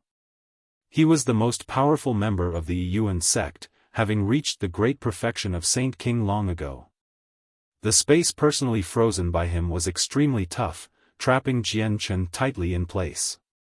Yangzi's finger drew extremely close to Jian Chen. In this moment of life and death, Jian Chen roared out angrily and chaotic force trembled within his body. In the end, it flowed out like a flood, surrounding his body with black flames. Immediately, an energy of destruction filled the surroundings, causing the clouds to churn. The terrifying energy ripples expanded in all directions, causing even the surrounding space to shake. Crack! Crack! Under Jian Chen's full-powered resistance, Yangzi's frozen space immediately shattered, causing the space around him to tremble constantly. However, since Yangzi was brave enough to attack Jian Chen, he had naturally timed himself extremely accurately. He did not give Jian Chen any time to bring out the Divine Hall. Just as Jian Chen broke free, the finger from Yi Yangzi was already less than 3 inches from Jian Chen's forehead. It continued toward his soul with an incomparable speed. Jian Chen's eyes suddenly narrowed. He was completely unprepared, making him fall into the jaws of danger. He had been thinking about his parents earlier and did not expect someone as honorable as a member of the Protector Yuan sect would attack him while he was off guard. Although he had the divine hall that could protect him, he had no time to bring it out this time. In this moment of life and death, a golden streak of light shot out from the center of his eyebrows with a flash. It formed a fist-sized golden tower, blocking Jian Chen's forehead.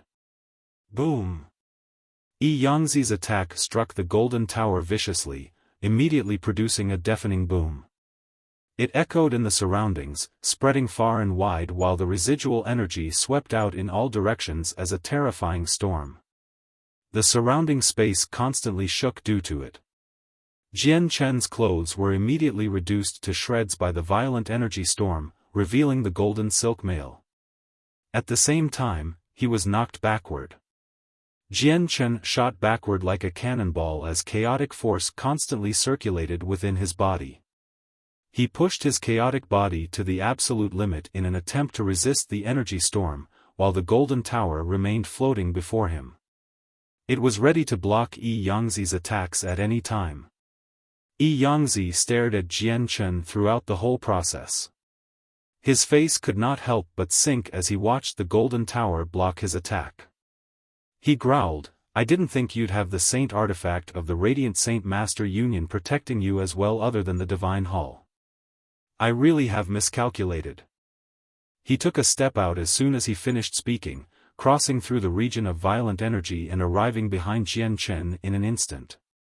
He pointed toward the back of Jian Chen's head this time. Jian Chen's presence had flooded the region long ago, so he clearly sensed Yi Yangzi's movement.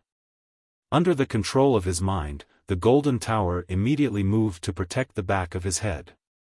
At the same time, he grabbed the Octaterra Divine Hall with his right hand. "Jian Chen, you're dead now."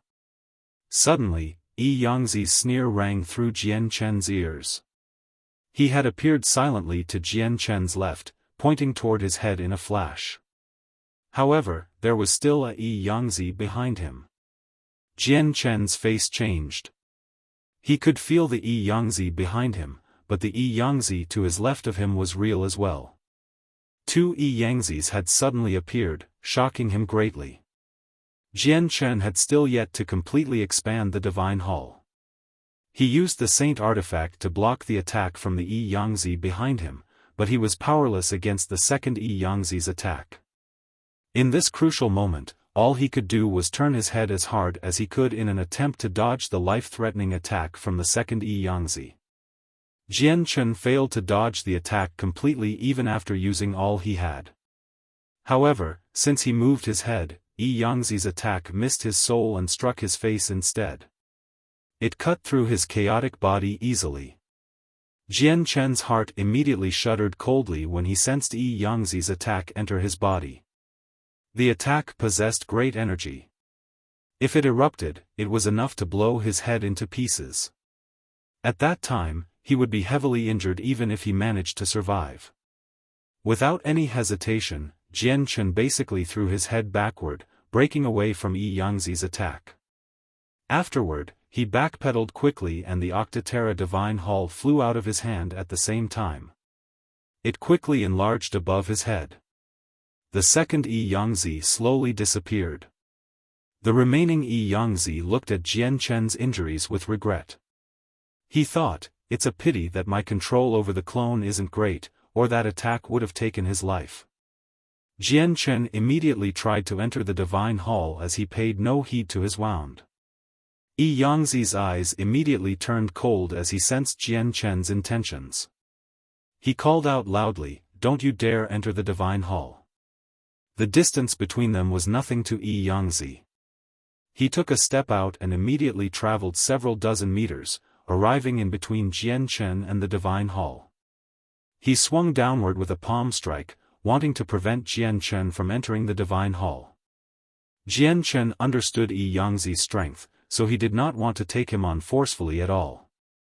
The Saint Artifact blocked the attack.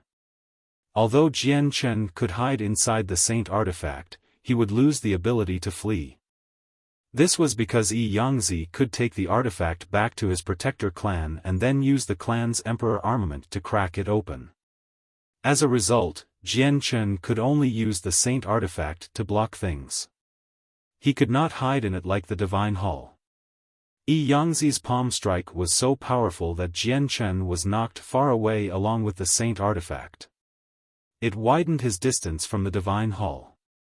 Jian Chen became extremely grim as he saw how he got further from the Divine Hall. With a thought, he quickly pulled it toward him. Jian Chen, with me present, I'd like to see how you enter the Divine Hall, sneered Yi Yangzi. He stepped out and arrived before Jian Chen again, striking out with his palm. The great force knocked both Jian Chen and the Saint Artifact backward once more. He remained a certain distance from the Divine Hall in the end. An extremely great killing intent appeared in the surroundings in that moment, making Yi Yangzi's expression change. Following this presence, a voice boomed out loudly, I never thought that an esteemed great elder of a protector clan would ambush a junior here. Is this how the protector clans do things? I've finally witnessed it today. As the voice boomed out, the space 100 meters away began to ripple. Energy filled the empty space and a space gate opened with difficulty as it resisted the messy collisions of energy in the region. Two tremendous presences began to radiate from within it. Yi Yangzi's expression changed drastically. He was extremely familiar with these two presences, as they belonged to the two experts who could fight even-handedly with the Path Lord of Carnal Desires and the Tiger Emperor. They were Rui Jin and He Yu. Yi Yangzi was confident, but he did not believe that he was their opponent. Without any hesitations, he struck toward the forming space gate with a palm and shattered it. Do you think you can stop me from coming just because you destroyed my space gate? An angry roar boomed from afar. The voice constantly grew louder and by the time it reached Jian Chen's location, it had become thunderous. Rui Jin used a secret technique as he flew over from Lore City with incredible speed. From afar, a dazzling streak of golden light quickly approached the region, and a tremendous presence arrived with it. Yi Yangzi became unprecedentedly stern as he watched Rui Jin rapidly draw closer. His eyes became filled with deep fear. He knew that he had to leave now or he would be stuck here. Yi Yangzi looked at Jian Chen sternly and gnashed his teeth. Jian Chen, I'll let you off today and let you live for a few more days. Yi Yangzi immediately ripped open a space gate after saying that. He wanted to leave. Jian Chen drew his emperor armament from his space ring and chopped out toward the space gate with a sword qi. He wanted to stop Yi Yangzi from fleeing. Yi Yangzi smiled disdainfully. He gently extended a finger and a force shot out, shattering Jian Chen's sword qi. He said coldly, you truly overestimate yourself by trying to stop me from leaving with just yourself. With that, Yi Yangzi directly disappeared through the space gate. Rui Jin arrived very quickly. He looked toward the bloody-faced Jian Chen and immediately became furious. He asked with concern, Brother Jian Chen, are you fine? Jian Chen's gaze was cold. He put away the Octaterra Divine Hall and the Saint Artifact. Then, he shook his head gently. I'm fine. I thank Senior for arriving in time and thus scaring away Yi Yangzi. Otherwise, there would have only been death for me today. Rui Jin looked in the direction that Yi Yangzi had fled and growled, the protector clans have gone too far. Even people of such status are trying to ambush you here. Let's go, Brother Jian Chen. Hey you and I'll kill our ways into the protector clan with you and get you the justice you deserve, Rui Jin said righteously. He was extremely angry, as if he would not be satisfied if he did not throw the protector clan into turmoil. Senior, I am extremely grateful for your help, but I will be personally taking revenge for this, Jian Chen said with a dark face as blood continued to flow. Afterward, He Yu hurried over as well. He stood angrily beside Rui Jin and also swore to take revenge for Jian Chen, to turn the Yuan sect into a mess. However, he was declined by Jian Chen tactfully. This was because Jian Chen had already learned from Changyang Zhu Yunshao just what power the protector clans were hiding. Their emperor armaments possessed the power of saint emperors. Jian Chen did not want the two of them to take the risk even though they were powerful and had the origin energy armors. Also, Rui Jin and He Yu had helped him many times already along the way. He did not want to always be indebted to them.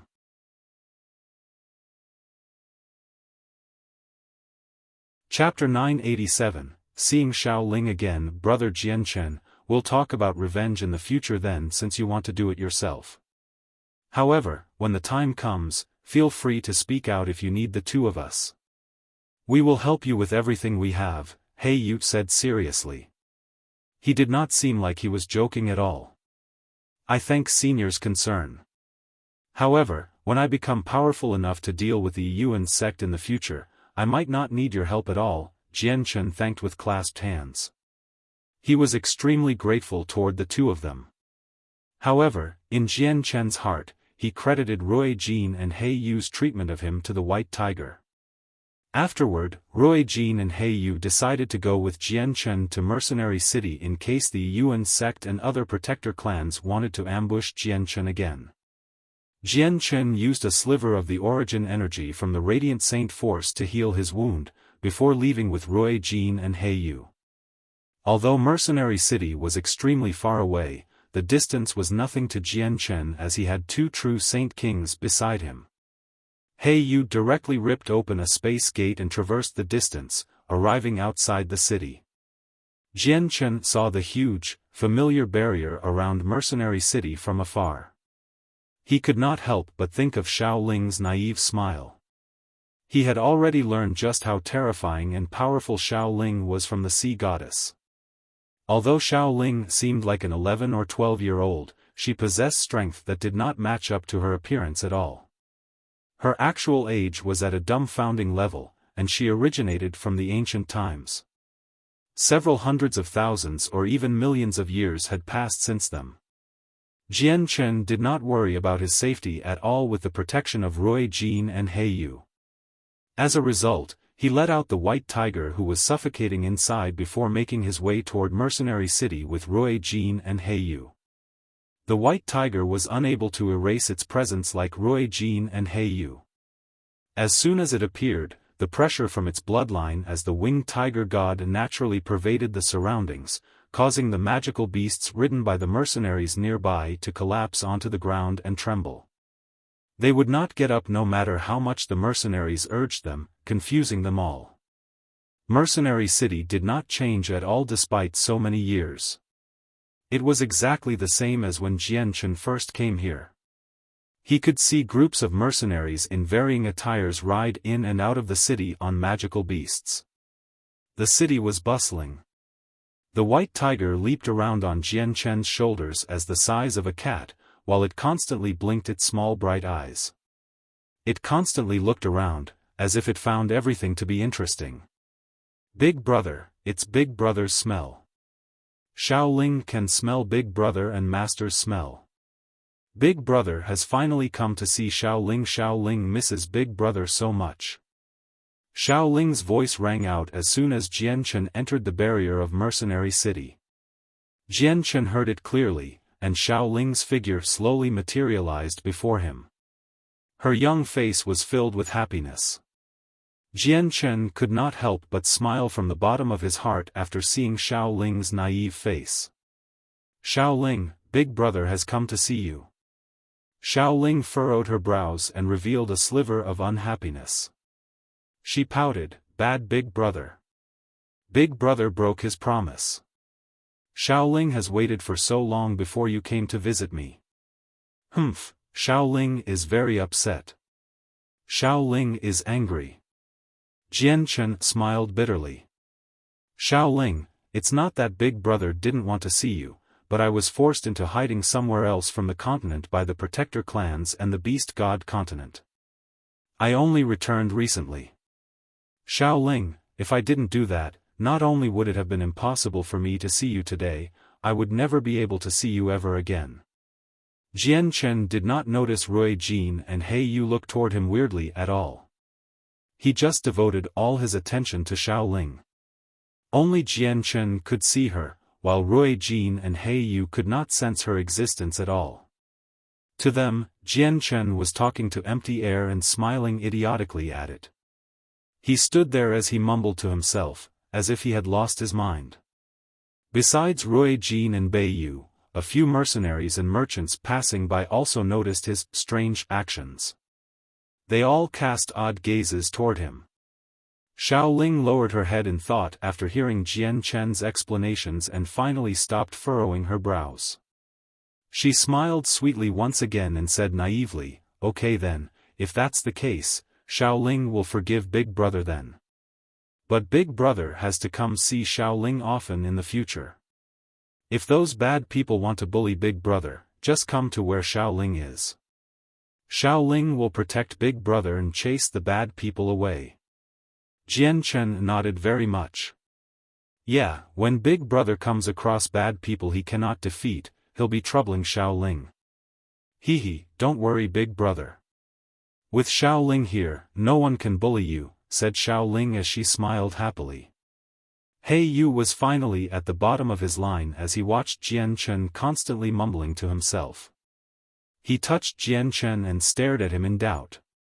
"Brother Jian Chen, are you fine? Why are you talking to yourself? Who are you talking to?"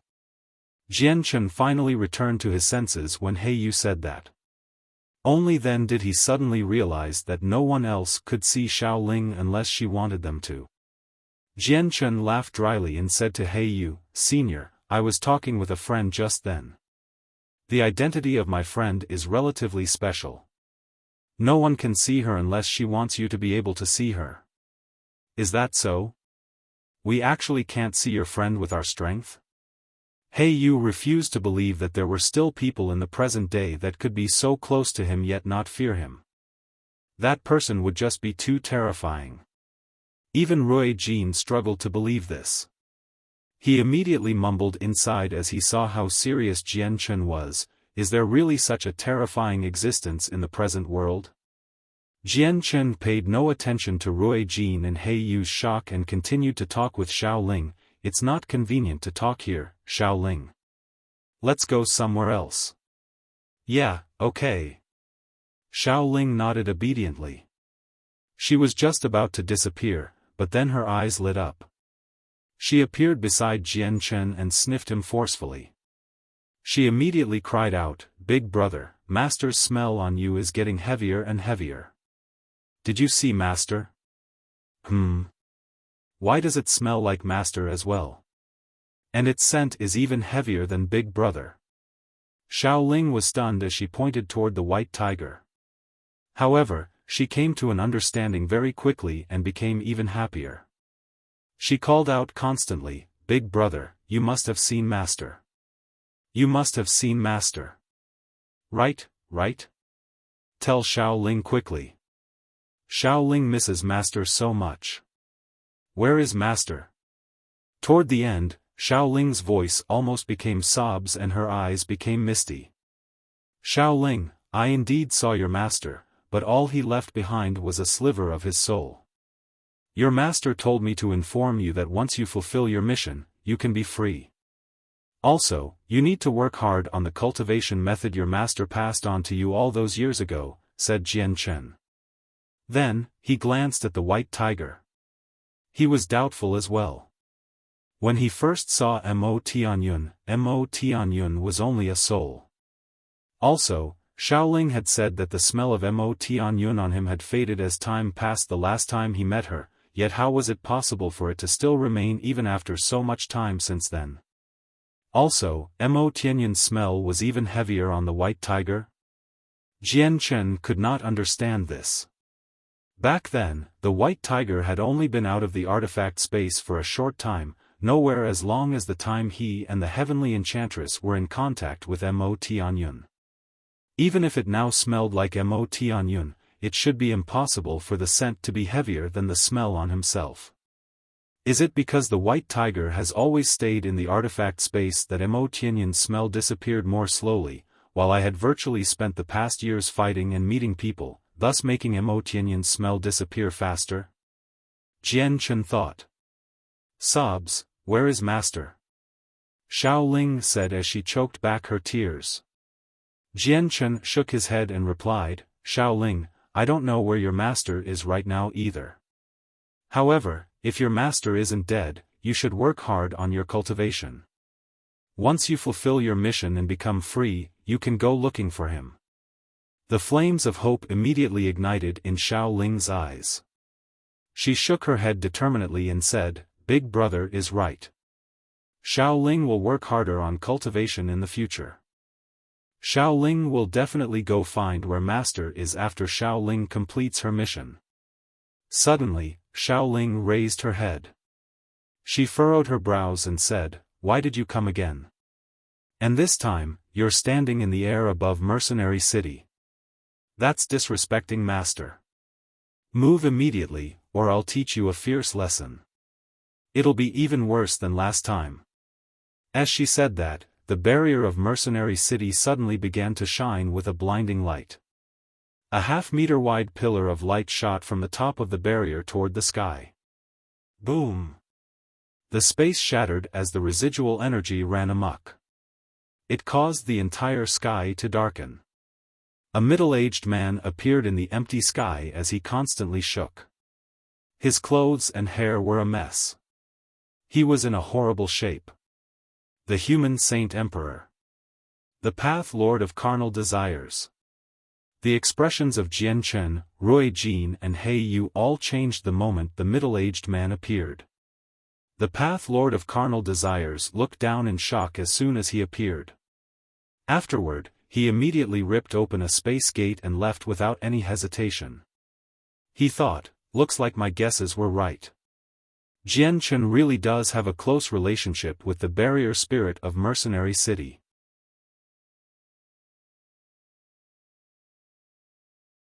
Chapter 988, Taita's Identity. Jian Chen struggled to calm down even a long time after the Path Lord of Carnal Desires left. His heart was heavy, and even his face sank. He had never thought that the Path Lord of Carnal Desires would follow him secretly to Mercenary City. If it were not for Xiao Ling, probably no one would have realized that the Path Lord of Carnal Desires was secretly surveilling him. Looks like the human Saint Emperor has yet to give up on the winged tiger god, growled Rui Jin. He immediately understood what Jian Chen was worrying about when he saw Jian Chen's grimness. As a result, he comforted him, Brother Jian Chen, you don't need to worry. As long as the two of us are here, the human Saint Emperor can't harm you. Brother Jian Chen, the two of us will block him for you if he dares to attack. Don't worry, He Yu also comforted. Jian Chen's heart warmed up when he heard the two of them speak and he responded politely. Afterward, Rui Jin and He Yu looked toward the huge barrier in the sky. Seriousness and curiosity filled their faces. They truly struggled to believe just how powerful the protective barrier of Mercenary City was with what they had just witnessed. Just a mere strike was enough to scare away a Saint Emperor. Xiao Ling then looked toward Rui Jin and He Yu after repelling the Path Lord of Carnal Desires. She said after some thought, the two of you are magical beasts. Master said to not let magical beasts class 7 and up in, but since you're big brother's friends, Xiao Ling won't chase the two of you away. However, don't make trouble in here. Although Rui Jin and He Yu could not see Xiao Ling, they had heard her voice clearly. Their expressions immediately changed and they began to look around. They tried to find the speaker, but they found nothing even after searching for quite some time. Who is it? Who is the one talking? He Yu called out. He revealed a rather ugly expression, as it was just too terrifying that he could not find the speaker with his current strength. Rui Jin also became stern. He became filled with caution toward the hidden person. Jian Chen hurried to explain as he saw how nervous Rui Jin and He Yu were. The barrier spirit of Mercenary City was no secret to a few hermit clans, and almost everyone relatively experienced on the Tianyuan continent knew about it. Only Rui Jin and He Yu knew nothing about it, as they had just come out from the artifact space and were limited in their understandings of the Tianyuan continent. It was fine if Jian Chen told them about Xiao Ling's existence. Although Rui Jin possessed some knowledge due to the inherited memories that had been passed on with each generation as a golden divine dragon, Mercenary City still had not been founded when the artifact space sucked in Ru Jin's ancestor. The barrier spirit had not been created yet, so he knew nothing in regards to this. The two of them became shocked and they learned about the barrier spirit. They sighed in surprise and said, "I never thought that the barrier spirit of Mercenary City would have such a lengthy life. No wonder she can repel the path lord of carnal desires so easily." Jian Chen did not reveal the fact that Xiao Ling was a spirit of the earth. He did not want too many people knowing about that. At this moment, more than 10 tremendous presences began to radiate from the center of the city. A group of experts hurried over with the Grand Elder Tianjian at the forefront. Xiao Ling created a huge disturbance throughout the entire city when she used the barrier's power to repel the path lord of carnal desires. As a result, it attracted all the high-ranking members of Mercenary City. "Jian Chen, you've come." From afar, Tianjian noticed Jian Chen and smiled gently. At the same time, he quickly glanced past Rui Jin and He Yu who stood beside him. Interest flashed through Tianjian's eyes. Tianjian knew that Jian Chen was close with the barrier spirit, so he asked Jian Chen, "Do you know what happened just then? Why did the power of the barrier suddenly surge?" "It was the path lord of carnal desires," Jian Chen explained what had happened. Tianjian's face sank slightly right after he heard everything, and he said, "I never thought that the path lord would come to my Mercenary City. Looks like he didn't suffer enough last time. But we have the protective barrier, so he can't enter no matter what." Jian Chen and Tianjian conversed some more, before being taken into the independent space by Tianjian through a special technique. It was the space where the Divine Hall floated, while Rui Jin and He Yu were left behind in Mercenary City. He did not bring them along. Arriving in this somewhat familiar space once again, the feeling it gave Jian Chen was worlds apart from the previous times. As his strength increased, he could feel how wondrous the technique used to carve out the space was with more and more clearly. Jian Chen floated in the space as he faced the Divine Hall he had seen many times. He did not know the origins and strength of the Divine Hall before, but now, he could tell from a single glance that it was also one that was made by a Saint Emperor. He could even feel a great pressure from it vaguely, as if it stood like a mountain. It was suffocating. Tianjian smiled and he explained when he saw Jian Chen staring unblinkingly at the Divine Hall, "This Divine Hall is one of the most valuable treasures of Mercenary City. It was personally created by the City Lord all those years ago. It's extremely tough, such that even Saint Emperors can't break through it. Once upon a time, there were some disagreements between my Mercenary City and the 10 Protector clans. All 10 Protector clans sent out all their people, resulting in over 20 Saint Emperors arriving. Only our Saint Emperor Grand Elder fought them, using the Divine Hall to suppress the 10 Protector clans. He had even succeeded in heavily injuring over a dozen Saint Emperors. The Divine Hall before you is different from other Divine Halls. Other Divine Halls created by Saint Emperors have no other external uses other than being tough, while the Divine Hall before you was created personally by the City Lord. Other than its supreme defense, it possesses an extremely great power in combat. It can deal with Saint Emperors." At this point, Tianjian's face sank and he sighed gently. Although the Divine Hall is extremely powerful, the requirements for controlling it is great as well. You need to be a Saint Emperor, while there are no longer any Saint Emperors in my Mercenary City. Otherwise, just it will be enough to repel the Beast God Continent's invasion. The Divine Hall has already sat here collecting dust for thousands of years. I have tried to control it during that time, but all my attempts have resulted in failure. I succeeded once, but it was only the fusion with my soul and it separated very quickly again. Jian Chen also felt pity regarding this matter when he heard about it. It was basically torture for such a powerful divine hall to exist but with no one able to use it. Tian Jian sighed deeply before dismissing his emotions. Ming Dong and your friend Tai Ta is cultivating inside the divine hall. Jian Chen, please come with me. Jian Chen followed Tian Jian into the divine hall. They passed through countless palaces, before arriving in a large hall. Jian Chen spotted Ming Dong and Tai Ta as soon as he entered the hall. They sat on the ground cultivating. He struggled to remain calm, becoming rather emotional. Both Ming Dong and Tai Ta's strength had increased greatly after so many years of not seeing them. Just by their presences alone, Jian Chen could tell with a single glance that Ming Dong had reached the peak of Heaven Saint Master, while Tai Ta was even more powerful. He was at the third heavenly layer of Saint Ruler. However, Jian Chen felt puzzled when he saw Tai Ta's huge, burly body, his golden skin, and the imprint of an axe on his forehead. Tai Ta's changes were just too great in these years. Jian Chen had almost failed to recognize him. Ming Dong's talent is extremely good, and he has been working arduously on his cultivation in the past few years. That's why he could reach the peak of Heaven Saint Master at such a young age. However, the chasm between Heaven Saint Master and Saint Ruler is not that easy to cross. He has already stagnated at his current level of cultivation for a few years now. Tian Jian's tone was positive even though he was nonchalant.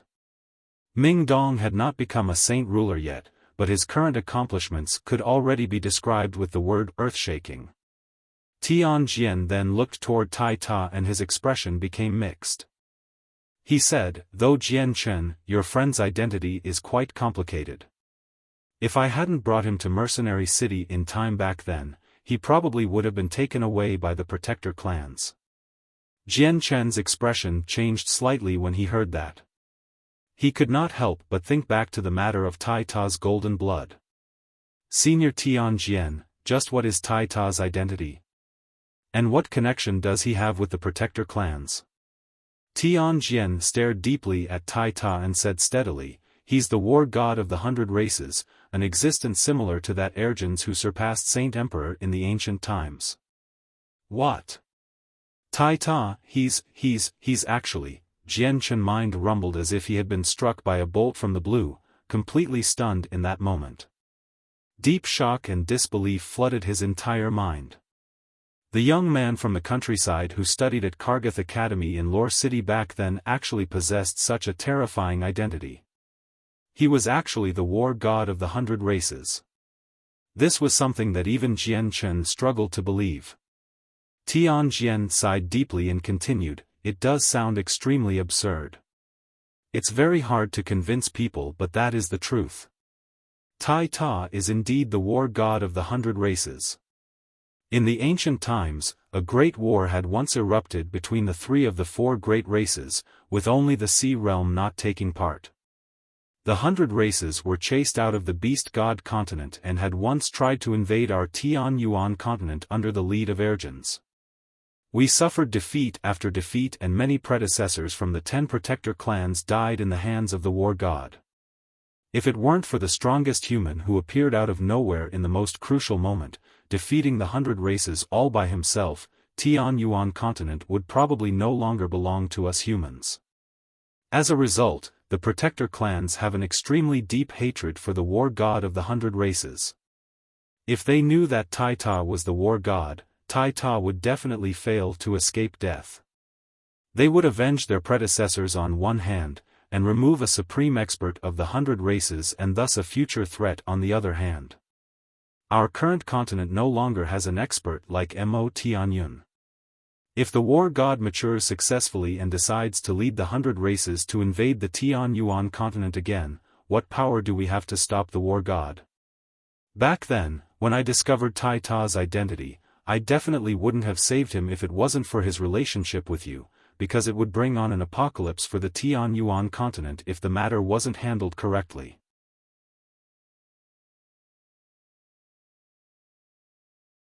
Chapter 989, The Three Soul-Controlling Techniques. Jian Chen became silent after hearing Tianjian's words. He felt extremely uneasy after Tai Ta's identity was confirmed. At the same time, he understood very well that Tai Ta was still the war god of the 100 races even though he was innocent himself. The previous war god and the 100 races were enemies of the Tian Yuan continent. After the effects from all those years ago, the 10 protector clans would definitely not let him go. Jian Chen felt a lingering fear after he learned the scale of matters Tai Ta's identity connected to. If Tianjian had not made it in time and the protector clans arrived before he could take Tai Ta to Mercenary City, the outcome would have been unimaginable. Jian Chen might have ended up losing a friend forever. Jian Chen did not care at all even though Tai Ta's true identity was not human. To him, it did not matter what Tai Ta's true identity was or what he became. He could always remain a good friend. Suddenly, an idea flashed through Jian Chen's head. He thought back to the golden drop of blood he had come across on Dragon Island and thought, that drop of blood was left behind by Ergens and it contains a great energy. Tai Ta's also a war god, so can he absorb that blood? If he can, his strength will definitely skyrocket. Looks like I need to take Tai Ta to Dragon Island when I have the time, thought Jian Chen. At this moment, Ming Dong and Tai Ta's presences rippled as they cultivated. They woke up at the same time and actually discovered Jian Chen as soon as they opened their eyes. They stared blankly at first, before returning to their senses. They became excited. Jian Chen, you're actually back, Ming Dong immediately cried out. He shot up to Jian Chen and hugged him. He felt extremely emotional. Fantastic. Jian Chen, you've finally returned. Tai Ta also stood up and looked at Jian Chen, who only reached up to his chest. Emotions filled his face as well. Jian Chen and Ming Dong separated and arrived before Tai Ta. Jian Chen heavily punched Tai Ta's huge, 3-meter-tall body as he stared at him. Tai Ta, you've grown even bigger after not seeing you for so many years. Tai Ta smiled straightforwardly and scratched his head. He said with his deep, soft voice, I don't know why either. I'm just growing bigger and bigger. Jian Chen, Ming Dong, and Tai Ta talked for some more. Suddenly, Ming Dong seemed to think of something. His face sank and he looked at Jian Chen apologetically and said, Jian Chen, I'm sorry. We were useless. We failed to protect our Flame City. The Extinguishing Alliance took it under the lead of Bai Jian. Tai Ta's face also sank when he heard Ming Dong mention that. His gaze toward Jian Chen also became filled with regret and shame. Tai Ta always blamed himself for the matter of Flame City, even though he was not at fault at all. Jian Chen broke into laughter when he heard them mention this. He replied, I know about it already, but don't worry. No one can take things that belong to me. I have already retaken the Flame City that was once occupied by the Extinguishing Alliance. Ming Dong and Tai Ta's faces immediately lit up with joy. However, Ming Dong seemed to think of something again. His brows furrowed in worry and he said, but Jian Chen, the 10 protector clans of the continent will not let us take Flame City. If the protector clans interfere again, we won't have the power to keep Flame City at all, even if Uncle Tian makes an appearance. The 10 protector clans, Jian Chen murmured softly. He could not help but smile coldly as he continued, if the 10 protector clans want to interfere, I'll definitely let them leave with more than they bargained for. Although the 10 protector clans had emperor armaments that could break through his divine hall, the power of the weapons were just too great. They could only be used in crucial moments. Unless the protector clans were forced into a situation like the Yuan sect before, Jian Chen refused to believe that the protector clans would use the emperor armaments so easily. However, even if they wanted to use it against him, Jian Chen was supported by the protector Changyang clan, so he at least had the power to resist. Additionally, Tianjian and Mercenary City could also stop them. It would not be easy for them to successfully use the emperor armaments. Lastly, Jian Chen had Rui Jin and He Yu beside him, two experts that could fight on par with Saint Emperors. He did not need to feel fear even if the Protector clans ran the risk of offending Mercenary City and used the Emperor armaments against him in the end. Although the Protector clan's Emperor armaments possessed the might of Saint Emperors, Rui Jin and He Yu possessed Origin Energy armor, and even Saint Emperors would personally struggle to injure them. As a result, the Emperor armaments could not harm the two of them at all. Tai Ta and Ming Dong because surprised immediately after they heard Jian Chen's words. They both stared at him with wide eyes. My God, you don't even fear the Protector clans now, Jian Chen. Just what level of cultivation have you reached now? Can you contend against the Protector clans now? Ming Dong cried out. If I use my Emperor armament, I can fight hand in hand with 7th Heavenly Layer Saint Kings, said Jian Chen with a smile. He hid very few things from Ming Dong and Tai Ta. However, Tai Ta and Ming Dong's hearts began to churn after they heard these words. They were filled with disbelief. Yes, 7th Heavenly Layer Saint Kings. My God, Jian Chen, why you've become that powerful, stuttered Ming Dong as he looked at Jian Chen dumbfoundedly. Currently, the shock within him had peaked. Tai Ta also stared blankly for quite a while before gradually returning to his senses. He sighed emotionally and said, Jian Chen, and I had thought that I had improved quickly in the past years and had exceeded you already. Never did I think you'd still be stronger than me after not seeing each other for a few years. Moreover, the difference between the two of us is getting wider and wider. Looks like I can never surpass you for the rest of my life. Jian Chen smiled at what Tai Ta had said and replied, Tai Ta, you need to be confident in yourself. You need to be confident that you can surpass me in the future and become someone who surpasses Saint Emperor on the Tian Yuan continent. Can I really surpass Saint Emperor? Tai Ta's eyes immediately lit up when Jian Chen mentioned surpassing Saint Emperor. Jian Chen, Ming Dong, and Tai Ta talked some more, before looking toward Tian Jian. Jian Chen's expression changed very quickly, becoming filled with some pain. Senior Tian Jian, I want to see the bodies of mother and father, Jian Chen said with a deep voice. The happiness he had experienced from reuniting with Ming Dong and Tai Ta immediately vanished after he thought about his parents. Tian Jian nodded silently. He said, come with me. With that, he turned around and walked toward the exterior of the Divine Hall. Jian Chen immediately followed Tian Jian to the location where his parents' bodies were stored. Ming Dong and Tai Ta also controlled their feelings, following behind Jian Chen heavy-heartedly. The two of them also felt extremely sorrowful and pained over what had happened to Jian Chen's parents. Jian Chen arrived in a room of the Divine Hall after Tian Jian. The entire room was filled with icy cold air, causing a faint layer of frost to form on the walls. The air inside was white and a cold mist floated there as well. As soon as Jian Chen entered the room, his eyes locked onto the huge ice casket in the center. He could clearly see his parents through the transparent ice. They laid there silently. To preserve the bodies of your parents even better, I specially visited the Arctic and returned with some Arctic ice. It can ensure that your parents' bodies will not rot even after 1,000 years. Jian Chen, you've parted with your parents for so many years. You should really spend some time together with them again, Tian Jian said with mixed emotions, before backing out with Ming Dong and Tai Ta. Only Jian Chen remained in the icy cold room. Jian Chen slowly walked up to the ice caskets and looked at the silent faces of his parents. Unknowingly, tears began to roll down his face. The person who said men bled but did not cry clearly was never emotionally hurt. Outside, Jian Chen was a merciless, indomitable person. No matter how much blood he bled or how intense the pain and torture he endured, he had never cried. He seemed like a person with a heart of stone. However, he still internally retained a soft side.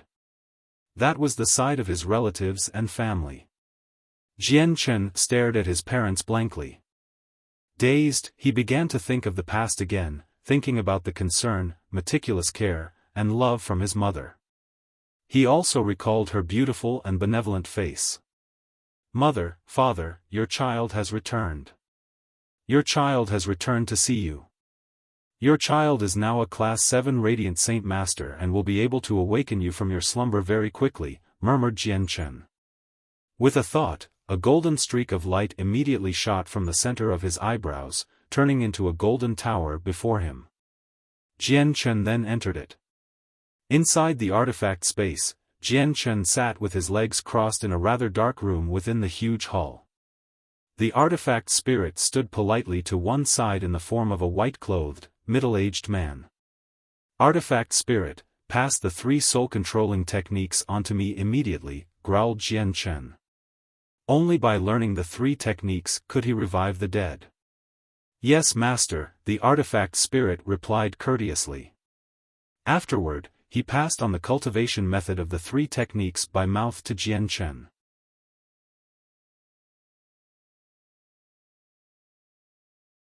Chapter 990, Reviving the Dead. The 3 soul-controlling techniques were wondrous techniques made for Class 7 Radiant Saint Masters. It could revive the dead. All that was needed was a sliver of Radiant Saint Force origin energy, given that the person's soul had not been wiped out and that their body was stored under perfect conditions. It would not leave any after effects, allowing the revived person to retain all their memories. The 3 techniques were broken up into condensing the soul, nourishing the soul, and fusing the soul. Condensing the soul was gathering the soul scattered throughout the world, while the second technique was to nourish these scattered pieces, and make them join together into a whole soul. The third technique was to fuse the soul perfectly with the body of the person being revived, bringing them back from the dead. The 3 techniques were made especially for reviving the dead, and had no other uses. Only Class 7 Radiant Saint Masters and beyond could learn it. Although the artifact spirit knew the 3 techniques and could be considered as a great Radiant Saint Master, he was not human, so he could not practice the techniques. As a result, the artifact spirit did not possess the power to revive the dead.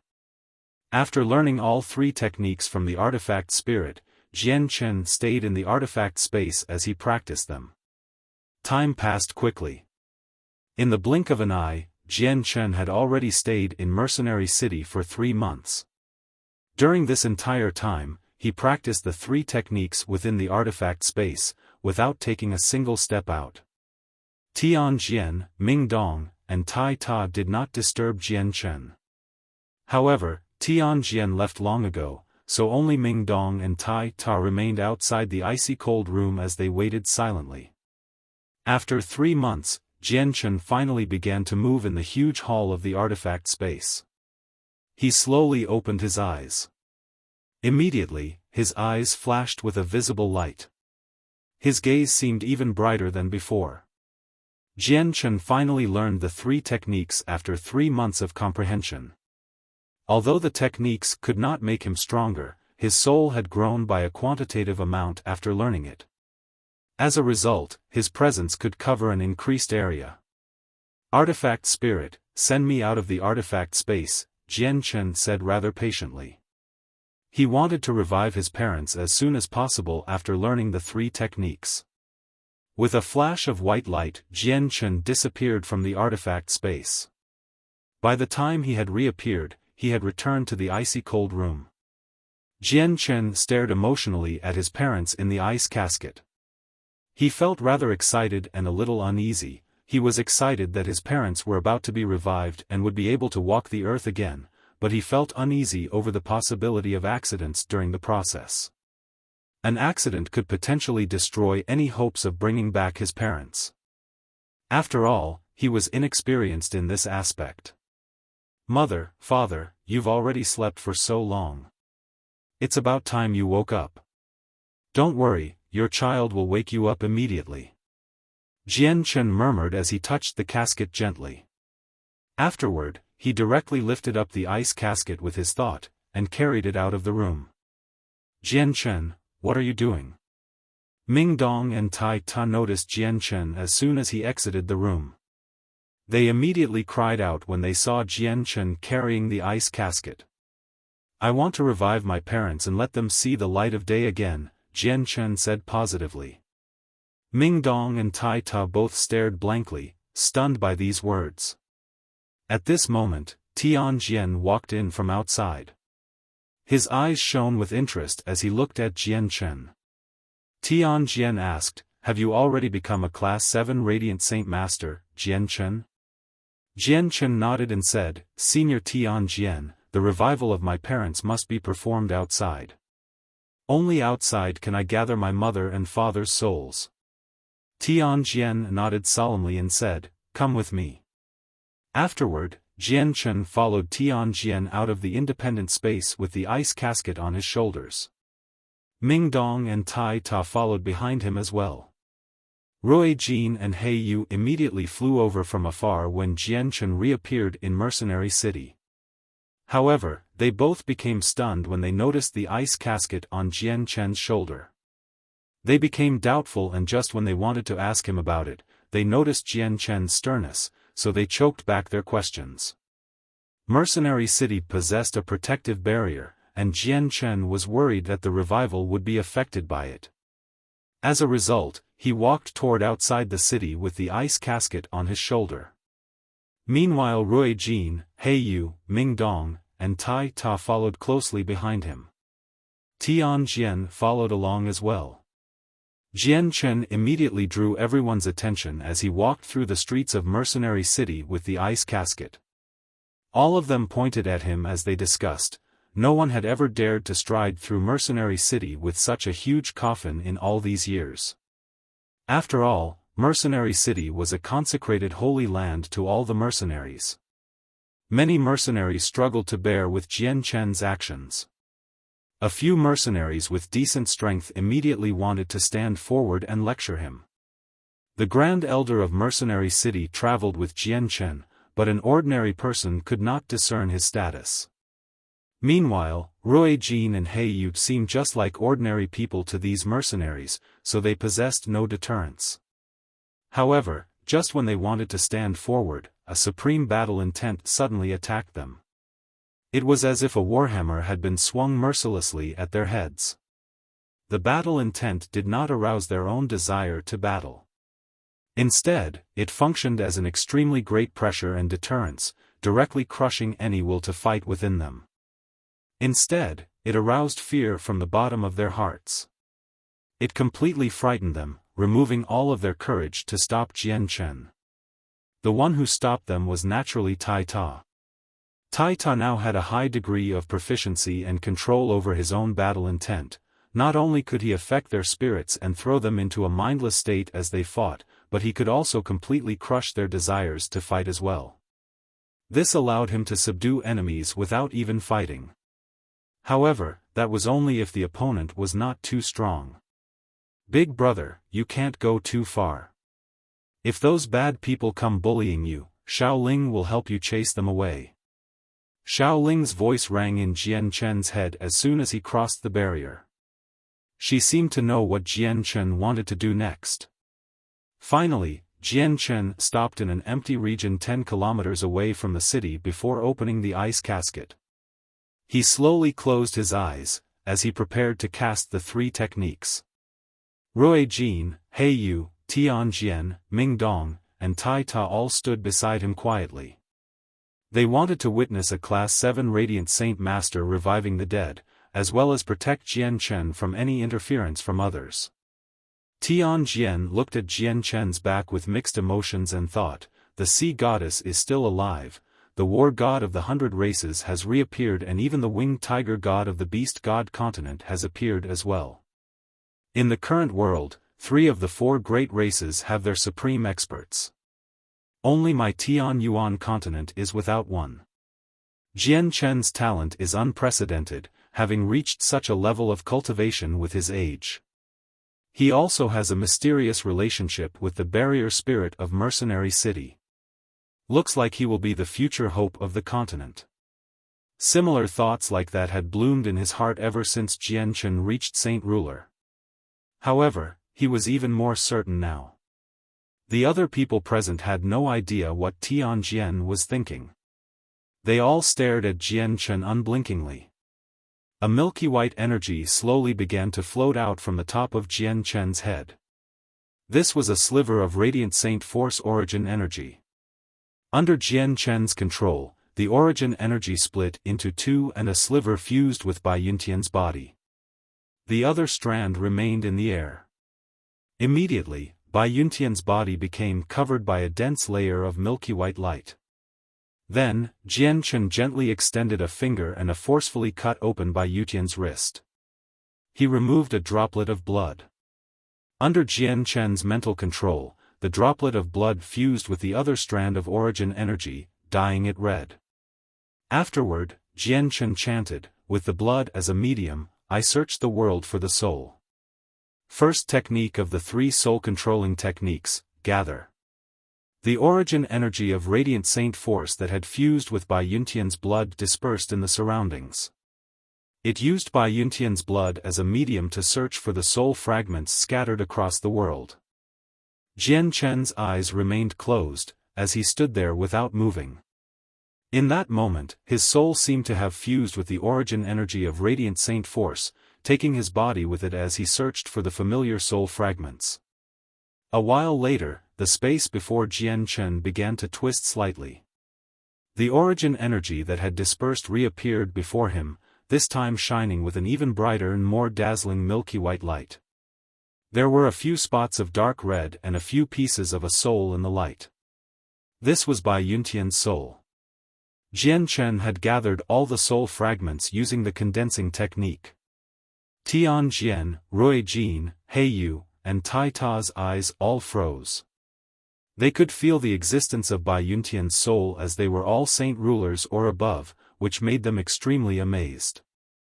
Although they were powerful, some even at the peak of Saint King, gathering the souls like this technique before them far exceeded their capabilities. Second technique of the 3 soul-controlling techniques, condense. Jian Chen forcefully suppressed his internal excitement and called out once again. As he said the word condense, Bai Yuntian's soul fragments began to condense quickly, forming a faint figure in the end. Last technique of the 3 soul-controlling techniques, fuse. Jian Chen said quickly as his lip trembled. Under the control of his mind, the nourishment of the radiant Saint Force origin energy, and a droplet of blood, Bai Yuntian's soul slowly fused into the body within the ice casket. It was the final part to reviving the dead. Bai Yuntian's entire body became enveloped in a bright white light, causing her figure to become blurry. Jian Chen sighed deeply after completing the process. He looked at Bai Yuntian with excitement and mixed emotions. He was filled with anticipation. This was the final step to bringing back the deceased, fusing the soul with the body into one once again. Whether the person could return or not would completely depend on this step.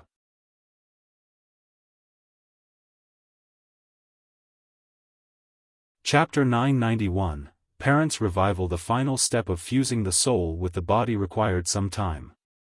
It was not as fast as the 2 previous steps. Bai Yuntian's entire body became enveloped in a bright white light. The light gradually permeated the ice caskets before enveloping it completely. Her soul slowly re-entered her body with the help of the radiant Saint Force origin energy inside her head. Jian Chen, Tianjian, and the others watched Bai Yuntian fixedly. They were all filled with anticipation. The mercenaries entering and leaving the city noticed the powerful white light from the origin energy. It immediately drew many of them over, but before they could approach the region, they were blocked by an invisible force. However, this did not reduce the mercenaries' curiosity at all. They watched from afar, which caused more and more people to gather in the end. Very soon, it had even attracted a few old, knowledgeable mercenaries who cried out. That's the Radiant Saint Force that can only be controlled by Radiant Saint Master. Look at the coffin before the caster. Is it a Class 7 Radiant Saint Master resurrecting the dead, making the people in the coffin live again? As a chain reaction, all the mercenaries who watched on out of interest became stunned. They all looked toward Jian Chen's group with respect and admiration that they struggled to hide. Ordinary Radiant Saint Masters were probably extremely commonly seen in Mercenary City, it would not attract anyone's attention. However, it would be a different story if they were Class 7. This was because there were just too few Class 7 Radiant Saint Masters on the Tianyuan continent. There were only 20 or so of them, even with the whole continent in perspective. As such, they were even rarer than Saint Kings. Meanwhile, a Class 7 Radiant Saint Master had just appeared outside Mercenary City, currently casting the technique to resurrect the dead. This was something so rare that could never be seen even across thousands of years.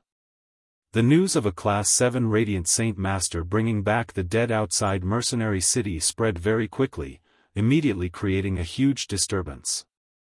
Even more people hurried out from the city. They all wanted to see the heaven-defying abilities of a Class 7 Radiant Saint Master. Some individuals from larger clans even considered pulling the Class 7 Radiant Saint Master to their side or recruiting them. Very quickly, a huge, densely packed crowd gathered outside the city. All of them watched on from 5 kilometers away, while a few Heaven Saint Masters took to the skies. They watched from high up, not because they did not want to approach Jian Chen's group, but because no one had the power to cross the 5-kilometer boundary. Although Jian Chen's group knew what was happening in the surroundings, no one cared about it. All of them devoted their attention to Bai Yuntian inside the ice casket. Time passed slowly. Night fell and day broke once more. 24 hours had passed in the blink of an eye, and during this time, nothing happened to the light around Bai Yuntian. Jian Chen and the others stood like statues for the entire day. A great group of people had gathered from Mercenary City. Although a whole day had passed, their numbers failed to decrease and had even increased. They formed a densely packed encirclement around Jian Chen and the others. At this moment, the milky white light around Bai Yuntian began to fade and disappeared at a visible rate. Those with sharp eyes could tell that the light was not actually vanishing, but rather slowly entering Bai Yuntian's body. She was absorbing it. Bai Yuntian's change caused Jian Chen's eyes to freeze. Then, he closed his eyes, using the 3 soul techniques to check on the condition of Bai Yuntian's soul. When he opened his eyes once again, delight filled his face. It succeeded, it succeeded. My mother's soul has successfully fused with her body, Jian Chen said with a trembling voice. He was so ecstatic that he became rather unnatural. He had looked forward to this day for far too long. Ming Dong, Tai Ta, and the others all smiled as well. They were happy for Jian Chen, that he could revive his parents. The milky white light completely disappeared and the paleness slowly receded from Bai Yuntian's face. It was replaced by a rosy red, but she did not wake up. According to the records of the 3 techniques, those who do not wake up immediately have their souls in an extremely weak form, which can't support their bodies. The souls need to be nourished for a period of time, with a maximum length of 3 days, Jian Chen murmured excitedly. Without any hesitation, he used the 3 techniques once more to revive Changyang Ba. After another day, Jian Chen successfully gathered Changyang Ba's soul and fused it into this body. However, he did not wake up either. Both their souls were very weak and needed to be nourished in the body for a period of time before they were able to wake up. Jian Chen's excitement had already peaked with the revival of his parents. He struggled to calm down even after quite a lengthy amount of time. Jian Chen, let's bring your parents into the city first. They can slowly awaken there, Tian Jian said as he saw more and more people gather in the surroundings. Jian Chen agreed without any hesitation to this suggestion. He wanted to find a peaceful place for his parents to awaken. Afterward, Jian Chen's group took to the air as Jian Chen carried the ice casket. They flew toward the city, directly entering it through the air. Mercenary City had an iron rule that no one could fly within the city, or they would suffer the punishment of the barrier spirit. As a result, all the mercenaries became wide-eyed when they saw Jian Chen's group enter directly through the air. They did not suffer any punishment, which caused the gazes of all the mercenaries to be filled with admiration. They must be part of the upper echelon of mercenary city. Only the upper echelon have the right to fly in the city, discussed quite a few people. Jian Chen did not return to the Divine Hall. Instead, he went to another independent space under Tian Jian's lead. He settled down in a luxurious palace, quietly waiting for his parents to wake up. Rui Jin and He Yu remained outside. Xiao Ling was already extremely merciful for letting the two of them into the city. No foreign race could enter the spaces carved open within Mercenary City. Jian Chen, Ming Dong, and Tai Ta waited beside Bai Yuntian and Changyang Ba for the two to wake up. After 2 whole days, Bai Yuntian's finger finally twitched slightly. Then, her eyes slowly opened. Her eyes were filled with confusion. "Mother, you've finally woken up," Jian Chen called out with a trembling voice. Tears began to well uncontrollably in his eyes. Bai Yuntian's eyes froze when she heard this familiar voice. The confusion quickly vanished from her eyes and she looked toward the direction of the voice. She immediately discovered Jian Chen's face, a face she was most familiar with. "Xianger," Bai Yuntian cried out. Her memories surged forth like a flood, before they stopped at the moment when Old Man Situ and his 4 other cronies had come to cause trouble for the Changyang clan. Bai Yuntian's face changed abruptly when her memories reached there. She cried out, "Xianger, go. There are Saint Ruler coming to get you." Bai Yuntian had no idea she was no longer in the Changyang clan as she had just woken up. She subconsciously wanted to stand up from the bed, but as soon as she moved, she discovered that she was completely powerless. She could not even stand up. "Mother, just lie there and don't move. Rest well first. The matters from before have already passed. Those Saint Rulers can no longer oppress me," Jian Chen said gently as he hurried to urge Bai Yuntian to lie down. These slight movements seemed to have consumed all the power left in Bai Yuntian. She collapsed powerlessly onto the bed and heaved heavily for quite a while. Then, she asked, "Xianger, just what has happened to me? Why don't I have any power?" Bai Yuntian's eyes suddenly narrowed as she said that. She became shocked and murmured, "I clearly remember that I died to the hands of that Saint Ruler, so how am I still alive? Xianger, what is this all about? And where is this place? It doesn't seem like the Changyang clan." "Mother, this is Mercenary City," Jian Chen started to explain everything from start to end. "What did you say? Xianger, it has already been 10 years since then. And my life was resurrected by your abilities as a Class 7 Radiant Saint Master?" Bai Yuntian became tongue-tied after she learned everything that had happened in all those years. She became filled with disbelief. Jian Chen nodded and replied, "Mother, there's also Father. Father has been saved by me as well, but he's currently unconscious. He should wake up shortly." Afterward, Jian Chen, Ming Dong, and Tai Ta sat down beside Bai Yuntian and began talking with her.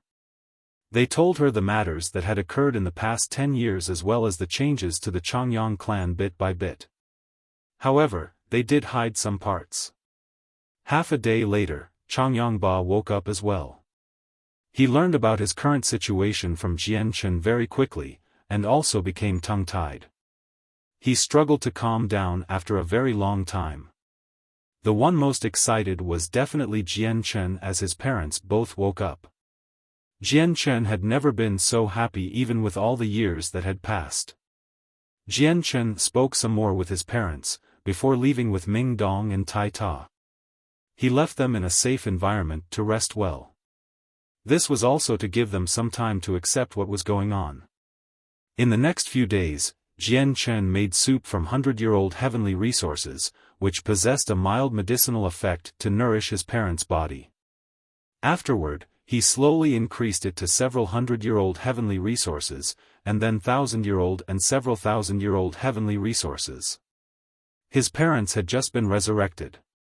Their souls and bodies had been separated for so long. Although their bodies had been maintained perfectly and had been nourished by the origin energy of radiant saint force, a huge disparity still existed if they were compared to the bodily conditions of ordinary people. They needed to slowly recuperate. Bai Yuntian and Changyangba recovered quickly under the medicine made from the heavenly resources. They made a full recovery in just half a month. The two of them had completely accepted the unbelievable facts that lay before them after the half a month of buffering. They knew that they had died once already.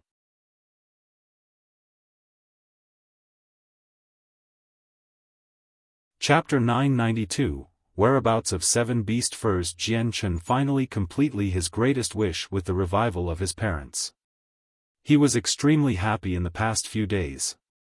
Half a month later, Jian Chen gathered with Bai Yuntian and Changyangba. The two had fully recovered. However, something heavy seemed to be weighing on their minds. Xianger, we've stayed at Mercenary City for so long. It's about time we leave. We'll be returning to the Changyang clan, said Bai Yuntian. Sigh, so much time has passed in the blink of an eye. Xianger, we've left the Changyang clan for just too long. We learned about some of the situations the Changyang clan experienced, but we're still impatient to return. Since that's our home, Changyangba said as well. The thought of going home had laid in the couple's minds the whole time they rested. They were just 2 weeks before, so they did not mention it. Jian Chen agreed without any hesitation after hearing this. He said, Mother, Father, since you want to return so much, let's leave Mercenary City as soon as possible. Jian Chen seemed to think of something as he spoke up to there. He hesitated slightly before speaking with mixed emotions. Mother, Father, the clan has changed greatly now. Because I wanted you to recuperate peacefully after having your souls fuse into your bodies, I hid some things from you. Jian Chen had indeed explained the situation of the Changyang clan to the couple roughly in the past few days, but he did not go into detail. He hid a lot of matters and did not mention the protector clans at all. He did this so that his recently revived parents could recover peacefully. After all, it would just be too shocking for the two if he recounted the connection between the Changyang clan of Lore City and the protector Changyang clan. Jian Chen no longer had any worries now that Bai Yuntian and Changyangba had both made full recoveries. He narrated everything regarding the Changyang clan in a more complete fashion, including the situation with the Changyang clan of the protector clans and the return of the founder, Changyang Zhu Yunкong. Changyangba and Bai Yuntian were about to return to the clan, so Jian Chen only wanted to let them know about the situation beforehand. This would allow them to mentally prepare themselves. That way, they would not become dumbfounded after they returned. Changyangba and Bai Yuntian both become dumbstruck once again after learning these matters. Their hearts churned, and they struggled to calm down even after a very long time. The two of them had never thought that the clan would have such a profound history, much less think that the founder was actually a member of the 10 protector clans of the continent. Jian Chen left the room, providing his parents with a peaceful environment so that they could accept everything. Jian Chen only skimmed over what he had gone through in the past 10 years with a few sentences and did not go into the details. He had experienced quite a lot of bloodshed and danced between the edge of life and death many times. He did not plan on telling his parents about this, as it would make them worry. At the same time, Jian Chen did not tell them about his conflict with the 10 protector clans. That was not something for the couple to interfere with at all, so if he told them about it, it would only burden them. Afterward, Jian Chen found Ming Dong and Tai Ta. He had learned from Tian Jian that Ming Dong had reached the peak of Heaven Saint Master long ago and had always been stuck at the obstacle of reaching Saint Ruler, unable to break through. Jian Chen pulled out 3 pieces of white beast fur and a scroll from his space ring. Then, he passed these things to Ming Dong. He said, Ming Dong, these items can assist you in the comprehension of the mysteries of the world and thus help you with your breakthrough. I relied on them to reach Saint Ruler before. You should stay in Mercenary City and work hard on cultivation in the next few days so you can reach Saint Ruler as fast as possible. Ming Dong did not try to turn these items down out of politeness and took the 3 beast furs and the scroll from Jian Chen. He nodded determinedly and said, "Don't worry, Jian Chen. The next time we meet, I would have definitely already become a saint ruler." At this moment, Tian Jian walked in from outside. He casually glanced at the items in Ming Dong's hand. At the very start, he paid no mind to it, but in the next moment, his eyes suddenly narrowed.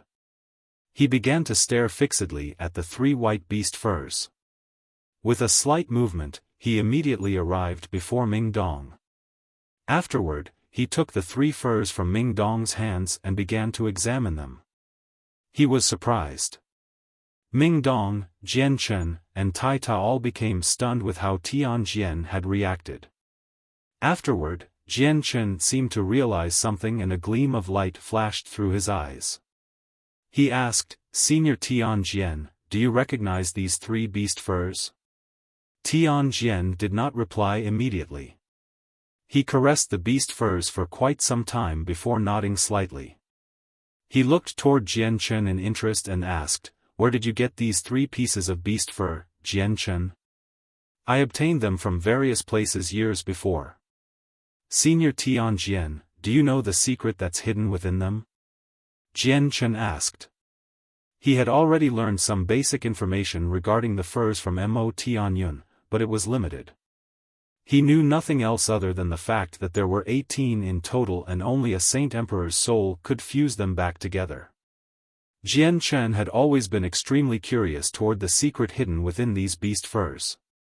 After a while of thought, Tian Jian said, "Mercenary City also has a piece of beast fur. An elder accidentally obtained it several 100,000 years ago, and we've kept it all the way until now. The mysterious and powerful energy is hidden within the beast fur, and as it oscillates, no one can sense it. But when it awakens, it can display the mysteries of the world. It's extremely wondrous. However, the beast fur is extremely tough. No one in the world can tear it apart. Even I can't. Many of my predecessors of Mercenary City have tried guessing the secret of the beast furs before. However, they said nothing other than guessing that it came from the winged tiger god of the ancient times." Tian Jian rubbed the beast furs gently and mumbled, "Mercenary City has 1 piece, the 10 protector clans hold on to 6 pieces, and with the 3 pieces in your possession, there's a total of 10 that has appeared now. I wonder just how many there are in total." Jian Chen could not help but feel disappointed after he failed to learn anything substantial from Tian Jian. However, he did learn one thing, at least he learned the whereabouts of 7 other pieces. 1 was with Mercenary City and 6 were with the Protector clans. Only the locations of the remaining 8 were unknown. These beast furs can only be fused with the soul of a Saint Emperor. There's no need to hurry. Jian Chen thought. He made up his mind, he needed to gather all the pieces somehow in the future. Tian Jian passed the beast furs to Ming Dong once again and said, "It should only be a matter of time before you reach Saint Ruler with these 3 beast furs. It's a pity that the beast fur in Mercenary City's possession is in the divine hall left behind by the city lord. A Saint Emperor Grand Elder left it there all those years ago, so I cannot retrieve it at all. Otherwise, would have lended it to you long ago so that you could reach Saint Ruler as soon as possible." Then, Tian Jian looked toward Jian Chen and said, "Jian Chen, I know you need to leave. Go with your parents. Ming Dong and Tai Ta will stay here. Once Ming Dong reaches Saint Ruler, he will go looking for you. Tai Ta's identity is relatively special though. His constitution as the war god has already awakened completely, and his special characteristics have become even more obvious. Meanwhile, you'll be coming into contact with the Protector clans very often in the coming period of time, so Tai Ta cannot go with you. Even I won't be able to do anything once he gets recognized by the Protector clans. After all, he's not a member of the human race, and the Protector clans have a vendetta against the previous war god."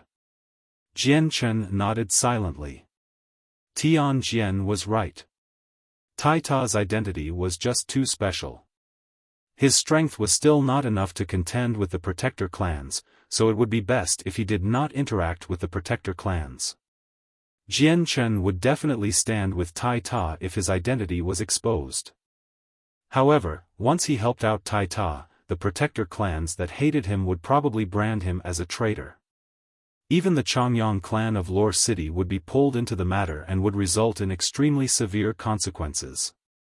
Tai Ta's face immediately darkened after he heard Tian Jian's words. He became extremely heavy-hearted.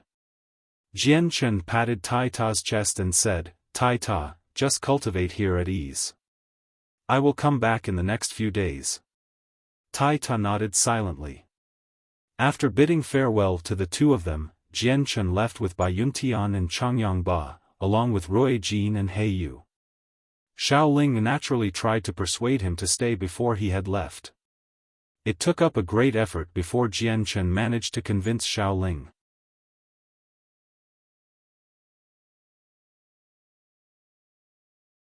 Chapter 993, Yu Yu's feelings. Thanks to the assistance of Rui Jin and He Yu, Jian Chen's journey was extremely easy. He Yu directly ripped open a space gate, crossing over 1,000,000 kilometers in a mere step. They directly arrived in the space above the Changyang clan in Lore City. Right now, Jian Chen was completely certain that Rui Jin and He Yu only followed him to protect the winged tiger god. He had already grown accustomed to them following him closely everywhere. Jian Chen originally wanted to visit the Tianqin clan in Walorant City to see Qin Shao. However, he gave up on the idea after considering that it was just too inconvenient with his parents as well as Rui Jin and He Yu. He decided to spend the next period of time dealing with the matters at hand, before proceeding to the Tianqin clan to find Qin Shao. He had no idea how Qin Shao was after they had separated for 10 years. Was he married? Did he have children? What level of strength did he grow to? Jian Chen brought Bai Yuntian and Changyang Ba back with Rui Jin and He Yu, which immediately led to a very large uproar in the clan. Very few people in the clan knew that Jian Chen was a Class 7 Radiant Saint Master, so many of them felt utterly astounded with Bai Yuntian and Changyang Ba's resurrection. Changyang Zhu Yunshao and Changyang Zhu Yunkong viewed Changyang Ba and Bai Yuntian's return with great importance. They set aside their lofty statuses and personally went up to receive them. They were extremely polite, and did not display the haughtiness commonly seen between different generations. After all, they had given birth to the pride of the clan, Jian Chen.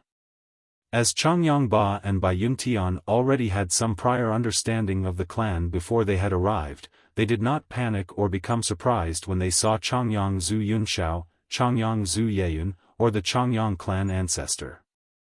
They greeted the three of them as juniors, as they were Changyang Zhu Yunkong's descendants after all. Bai Yuntian and Changyang Ba were nimble-minded people. When they saw how politely the esteemed Changyang Zhu Yunshao and Changyang Zhu Yeyun treated them, they immediately understood that it was all because of their son. They could not help but feel extremely proud, but in no way did they become arrogant. Later that night, Changyang Zhu Yunshao personally held a banquet to welcome back Changyang Ba and Bai Yuntian. Even the king of the Jessen kingdom ran over from a very great distance and warmly greeted Changyang Ba and Bai Yuntian. He made his mind up to establish a tight relationship with the clan, as he was only on friendly terms with Changyang Ba and Bai Yuntian in the clan other than Jian Chen. The king mentioned the marriage between his daughter and Jian Chen once again to Changyang Ba and Bai Yuntian during the banquet. He used various excuses in an attempt to make the marriage occur earlier. He was eager for Jian Chen to become his son-in-law. Changyang Ba and Bai Yuntian naturally agreed with the king's suggestions. They were also eager for Jian Chen to marry Yu Yu, but with Jian Chen's present-day status, they could no longer force him into the marriage. They still needed to ask Jian Chen himself. Jian Chen had just returned to the continent, so he had a lot of matters to attend to. The white tiger's mother, Rum Guinness, needed to be saved, and the white tiger also needed to take its revenge. Jian Chen also needed to take revenge for the massacre of the Bai clan. deal with Tai Ta's identity, deal with the threats from the beast god continent, deal with the sea goddess task and so on. These matters would all take a large amount of time to complete, so he could not afford to think about matters of love. As a result, he pushed it back time and time again. He knew that this was very unfair to Yu Yu, but he could do nothing about it. Yu Yu, who sat beside Jian Chen, naturally became extremely happy as soon as she heard her father mention the marriage with Jian Chen. She was filled with anticipation, but she still became extremely disappointed in the end. Xianger, you're not young anymore. It's about time you consider marriage. Yuer has already waited for you for over a decade. Do you still want to keep her waiting? Said Bai Yuntian, as she persuaded him earnestly. She liked Yu Yu very much as a daughter-in-law. Jian Chen also became filled with uneasiness. He said, Mother, I'll find some time to marry Yuer after I deal with the matters at hand. After these words left his mouth, he could not help but think about Huang Wan who he was in love with, as well as the heavenly enchantress who he ended up sleeping with since they had no other choice. His emotions immediately became mixed. Mother-in-law, let's talk about it after Jian Chen deals with his matters. Yuer is busy with the flame mercenaries right now as well, so I'm not in the mood to deal with marriage at this time either, Yu Yu said gently. Her soft voice was as pleasant as a lark's call. Although she said this, Yu Yu's gaze toward Jian Chen still hid a deep bitterness. At the banquet, Changyang Zhu Yunkong formally announced Changyang Ba as the patriarch once again. Changyang Ba would be dealing with all the matters of the clan. The position of patriarch was finally passed on officially. The position did not mean anything, but it at least showed Changyang Zhu Yunkong's acceptance and respect for Changyang Ba. The sun had set completely after the banquet ended. However, the Changyang clan was still completely bright. Groups of guards patrolled the surroundings with their chest held high. They were in fine spirits, constantly looking around sharply like eagles. Jian Chen and Yu Yu walked around in the slightly dark back garden. They walked together slowly and said nothing. Jian Chen was calm and revealed an expression of thought from time to time. He seemed to have a lot that weighed on his mind. Meanwhile, Yu Yu looked toward Jian Chen from time to time. Her eyes were bright and enchanting. In the end, Jian Chen and Yu Yu arrived in the pavilion of the garden. The night breeze was gentle. Jian Chen stood in the pavilion with his arms crossed behind his back, as he looked at the fishes within the lake. His luxurious white robes fluttered gently in the wind. Jian Chen, is there something on your mind? Said Yu Yu gently, as she looked at Jian Chen brightly. Yu Yu, I've really let you down. I've made you wait for so long in the past few years, but I really do have a lot of things to attend to right now, Jian Chen said apologetically. He felt riddled with guilt. Yu Yu raised her arm gently and used her thin fingers to cover Jian Chen's mouth. She stopped what Jian Chen wanted to say next and looked toward Jian Chen with tender affection. She said softly, Jian Chen, don't say any more. I know it has been very hard for you in the past few years. You seem extremely glorious on the surface, but all that glory was exchanged from risking your life. In the past few years, you've worked very hard to increase your strength, almost dying countless times. It has been harder for you than anyone. Those hair-raising situations you've been in exceeds anything we can imagine. Jian Chen, go attend to your matters without worry. I am weak and cannot help you with anything, but I will wait for you silently. I will stand behind you quietly and follow your shadow, and quietly support you from behind. Suddenly, Jian Chen looked at Yu Yu's face when he heard these words. He was deeply moved once again as he looked at her weary face. Yuer, Jian Chen said gently. He opened his arms and hugged Yu Yu tightly. Immediately, a faint fragrance entered his nose. Coupled with Yu Yu's petite body, Jian Chen felt enchanted. A sliver of visible panic appeared in Yu Yu's eyes when Jian Chen suddenly pulled her in, but she calmed down very quickly. A faint red flush immediately dyed her cheeks. She extended her arms to embrace Jian Chen as well and gently placed her head on his chest. She slowly closed her eyes to enjoy this lovely moment in all of its detail. In this moment, Yu felt like she had obtained the world. There was nothing more wonderful than embracing her most beloved person. A while later, Yu said gently, "Jian Chen, I know you won't be able to stay at the clan for very long. Can you tell me when you will be leaving?" After a slight pause, Jian Chen said with difficulty, "Tomorrow." Yu's body shook. She looked toward Jian Chen, unwilling for him to go. "You just returned. Can't you stay for a few days longer?" Jian Chen shook his head slowly and said, "I need to deal with some matters as soon as possible." Yu embraced Jian Chen even more tightly. She said after a period of hesitation, "Jian Chen, I want to be with you. If there's no danger, please bring me with you." Jian Chen hesitated when he heard this. After a period of thought, he realized that what he would be doing was nothing dangerous. Also, he had Rui Jin and He Yu by his side, as well as the protection from the Octaterra Divine Hall and the Saint Artifact. As a result, it was unlikely that Yu would be in any danger, so he agreed. He had owed Yu enough. It really was hard for Jian Chen to turn down such a small request from her.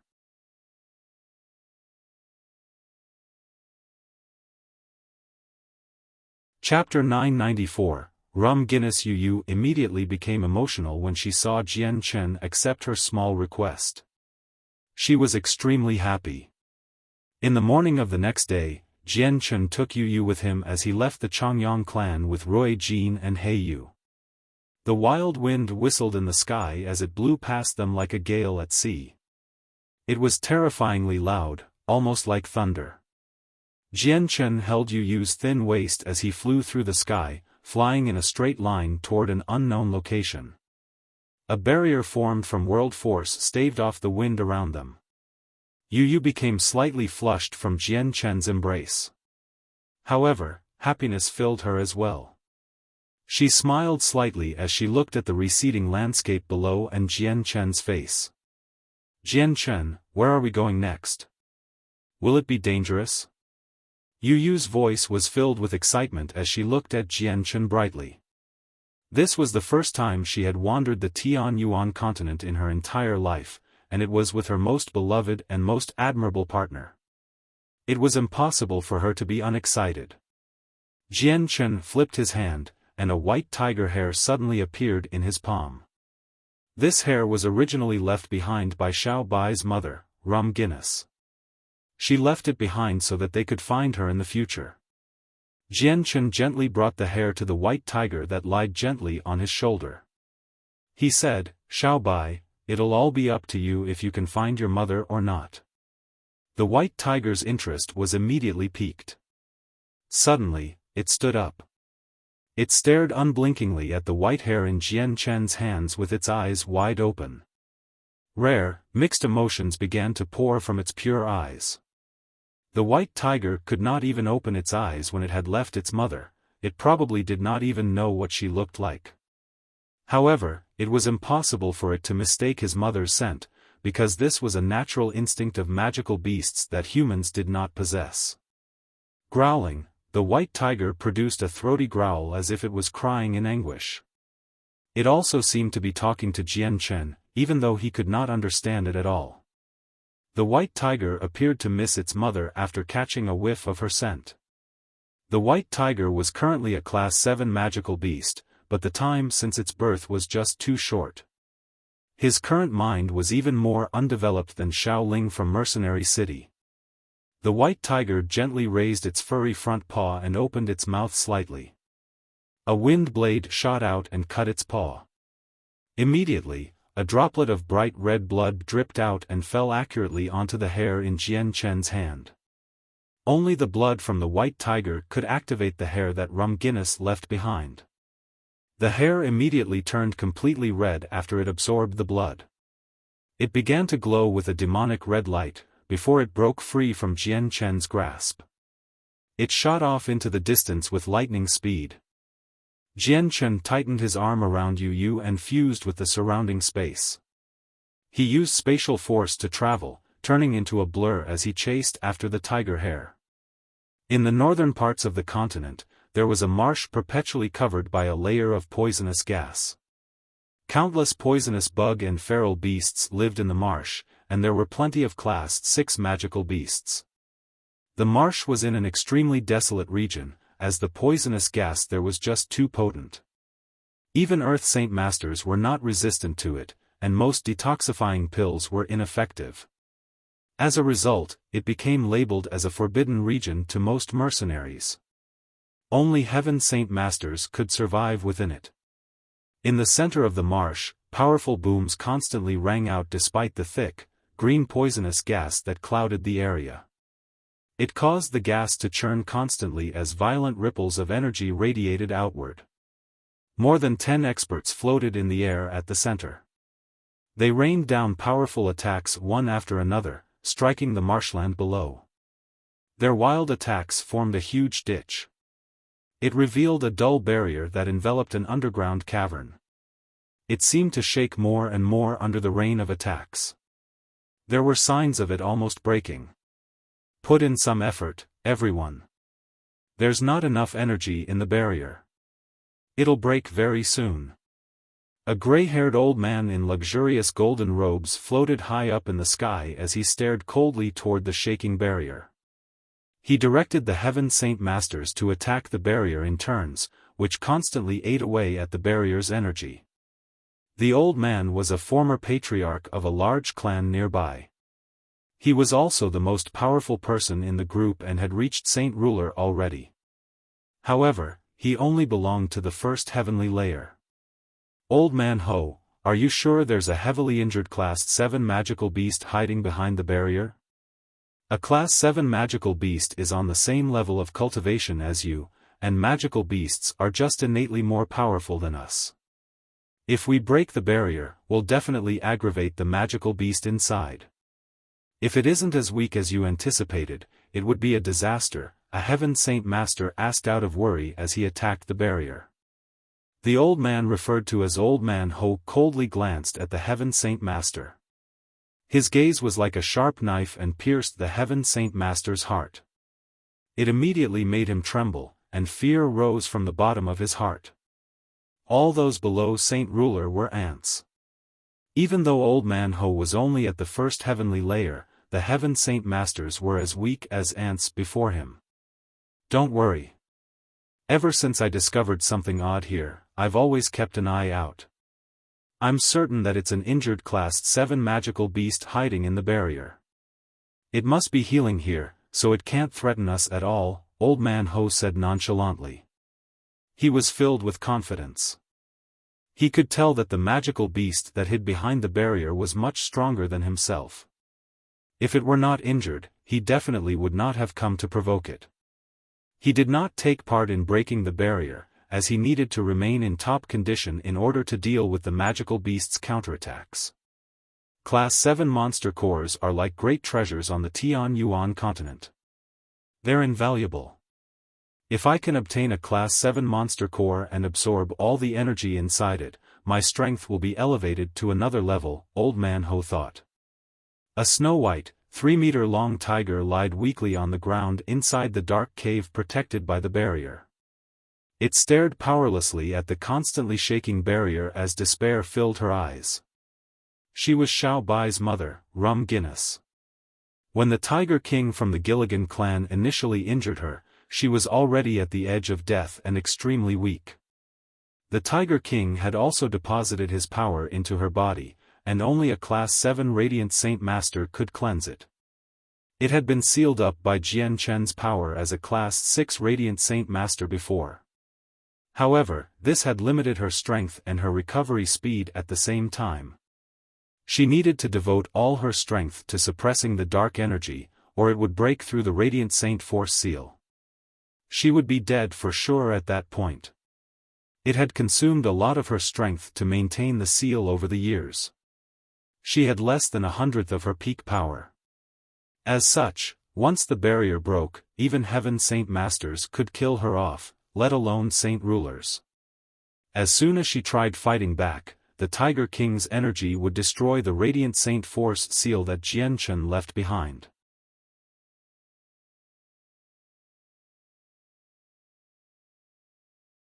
Chapter 995, Imminent Danger. My child, it's a pity that I can't see you one last time. I wonder how you are right now. Did following that human make you suffer? Rum Guinness thought inside. Despair had already filled her heart. She knew that the barrier would not last much longer without more support from her.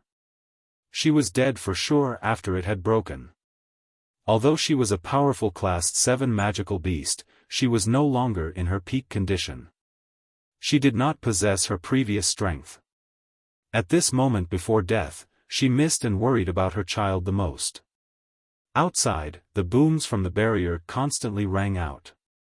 The Heaven Saint Masters rained the barrier with attacks under the directions of the Saint Ruler. This made the barrier's power rapidly decrease. Old Man Ho floated in the air. He stared coldly at the barrier below as caution flooded his eyes. He had already charged up his strength, secretly ready to strike out at any moment. He made his preparations so that the Class 7 magical beast hiding in the barrier would be unable to attack him suddenly. Far away, Jianchen tailed the white tiger hare as he carried Yu. The white tiger stood on his shoulder. He traveled toward the north of the continent, where Rum Guinness had hidden herself. At the side, Rui Jin and He Yu followed him closely. Although they could rip open space gates, they had no idea of the precise locations as there was only the tiger hare as a guide. As a result, all they could do was follow the tiger hare. However, they were still extremely fast even though they were flying. In the blink of an eye, several days had passed. Jian Chen's group had crossed through countless kingdoms of various sizes as well as many mountain ranges. They flew constantly and approached the north after they traveled for tens of millions of kilometers. At the same time, the Heaven Saint Masters finally broke through Rum Guinness barrier. The barrier had repelled their attacks for over 10 days, and this consumed all its energy. It revealed the dark entrance to the cavern. The Heaven Saint Masters immediately retreated after the barrier broke. Old Ho entered the cavern carefully alone. He saw the powerless Rum Guinness on the floor at first glance. Rum Guinness' eyes were filled with weakness and were dull. She glanced at Old Ho, before she slowly closed her eyes. She had already accepted death now, as she did not have the power to flee in her current condition. Even if she made a final, full-powered retaliation regardless of the consequences, she would not be able to injure a Saint Ruler in peak condition. Old Ho stood cautiously as he stared fixedly at Rum Guinness for a while. Only after he confirmed that the Class 7 magical beast was actually heavily injured did he relax slightly. However, he was still unwilling to be careless. With a wave of his hand, he gathered a powerful energy, shooting it toward Rum Guinness with lightning speed. Boom! Rum Guinness was sent flying without any resistance. She collided against the cavern wall behind her heavily before she fell to the ground. A few mouthfuls of blood immediately spurted from her mouth. A terrifying injury had formed on her body as blood flowed from it. It dyed her snow-white fur red. Rum Guinness' eyes darkened once more. She became even weaker. Old Ho could not help but laugh aloud when he saw this. He said, "Looks like my worry was unneeded. Your injuries are far worse than I had imagined. Looks like I'll be able to obtain a Class 7 monster core and a magical beast corpse with ease today." As he spoke, energy began to gather in Old Ho's hands once more. He struck toward Rum Guinness again. He was unwilling to approach Rum Guinness at all out of caution, afraid that she was faking it all. The white tiger that stood silently on Jian Chen's shoulder suddenly trembled when Rum Guinness was injured. 2 streaks of light immediately shone from its eyes and the vast presence of a Class 7 magical beast began to radiate from its tiny body. The presence contained a burning fury. Roar! The white tiger roared loudly at the sky. It was not like its earlier growl, but a true tiger's roar. It was deafening and basically spread through the entire sky. Afterward, the white tiger leaped off Jian Chen's shoulder. Its curled-up wings suddenly unfurled and began to flap. The white tiger turned into a white streak as it shot off with unbelievable speed. It disappeared in an instant, almost like teleportation. It was moving as fast as it could. The white tiger's sudden actions caused Jian Chen and the others to become stunned. However, Jian Chen realized something very quickly and his face sank. He hoarsely said, "Xiao Bai's mother is likely to be in danger right now. Let's hurry." Jian Chen, your comprehension of the mysteries of the world is just far too limited. "Let me take you," He Yu said. With a wave of his arm, an invisible force instantly surrounded Jian Chen and Yu Yu. Afterward, it did not hold back at all, fusing them with the surrounding space even more. Through the use of spatial force, they turned into a blur with Rui Jin and He Yu. They passed the tiger hair instantly as they chased after the white tiger. Rum Guinness had taken several heavy attacks in the marshland. She lay on the ground on her last legs, as blood had dyed her completely red. The blood on the ground had already formed a pool, while her eyes were dark. She seemed to almost close her eyes. Old Ho smiled ruthlessly. He no longer had any fear now and a curved blade appeared in his hand. He planned on giving Rum Guinness a final strike to completely end her life. Roar! At this moment, a great roar boomed from afar. The sound began near the horizon and rapidly grew louder and arrived nearby in an instant. The roar possessed a great pressure like the angry roar of a lord. All the magical beasts living in the poisonous marshland were frightened, collapsing onto the ground as they trembled. Even the Heaven Saint Masters and Old Ho were frightened by the roar. However, the effect was not as heavy as they were humans. That's a Class 7 magical beast. Another Class 7 magical beast has actually come. Old Ho's expression changed drastically, becoming extremely ugly.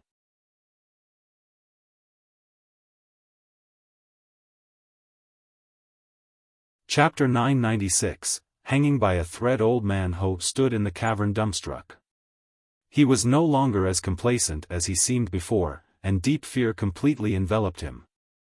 As a saint ruler, Old Man Ho was extremely knowledgeable. He knew quite a lot regarding Class 7 magical beasts.